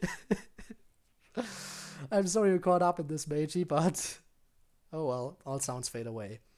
All the world falls away. She's my whole universe in a single moment of time. It's just her. Just Monica. Just Monica. Just Monica. Wait, what did I just think? My eyes snap open. Monica is still moving closer. Quickly I put my finger up to her lips. No, this isn't right. The time isn't right. And I'm not sure what I feel for you. But we can't do this right now. You're right. I'm sorry. Damn it, Monica, I can't stand seeing you like that. No, I'm the one who should be sorry. I was moving too.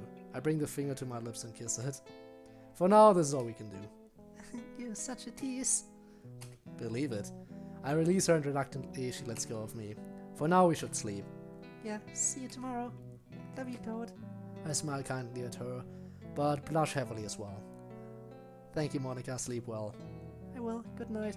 Oh, right. Of course, Meiji didn't have any thoughts on it because he already went to sleep. Right. Meiji's already asleep. Forgot about that. Good night. Monica walks to Aiko's room and closes the door softly. I walk into the bedroom slowly, as if in a bit of a daze. Turning off the light, I get into bed and stare at the ceiling. I can still feel Monica's body pressed up against mine. I can still feel her warmth. Shake my head, trying to clear these thoughts. What happened? Just Monica. Did I seriously think that? Okay, calm down. Maybe I'm thinking too much into this. I mean, I've never had a girl care about me like Monica cares for me. Probably just got swept up in the heat of the moment. Yeah. I don't have time to think about this. I have to focus on the task at hand. I yawn and curl up under the covers. Then sleep takes me into her loving embrace. Friday. So is the game continuing or not?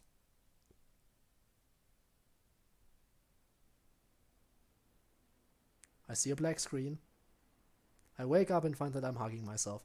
Alright, so the game is continuing. In which case, this isn't the end. We're gonna do one more stream of this game. Okay. Good to know, good to know, good to know. In that case, let me just prepare everything so we can get ready to raid someone. Because you already know.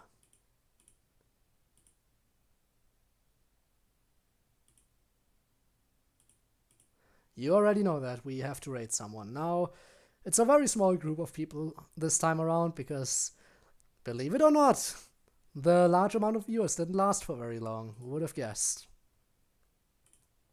Now let's see. Oh, look at that! Succubus Dex is live again. Well, that's a good a target as any to raid, right? So, we'll be raiding her again. Okay. Everyone ready? We're heading over there now. Okay, see you on the other side. And goodbye, goodbye, goodbye to everyone watching this archive. Bye.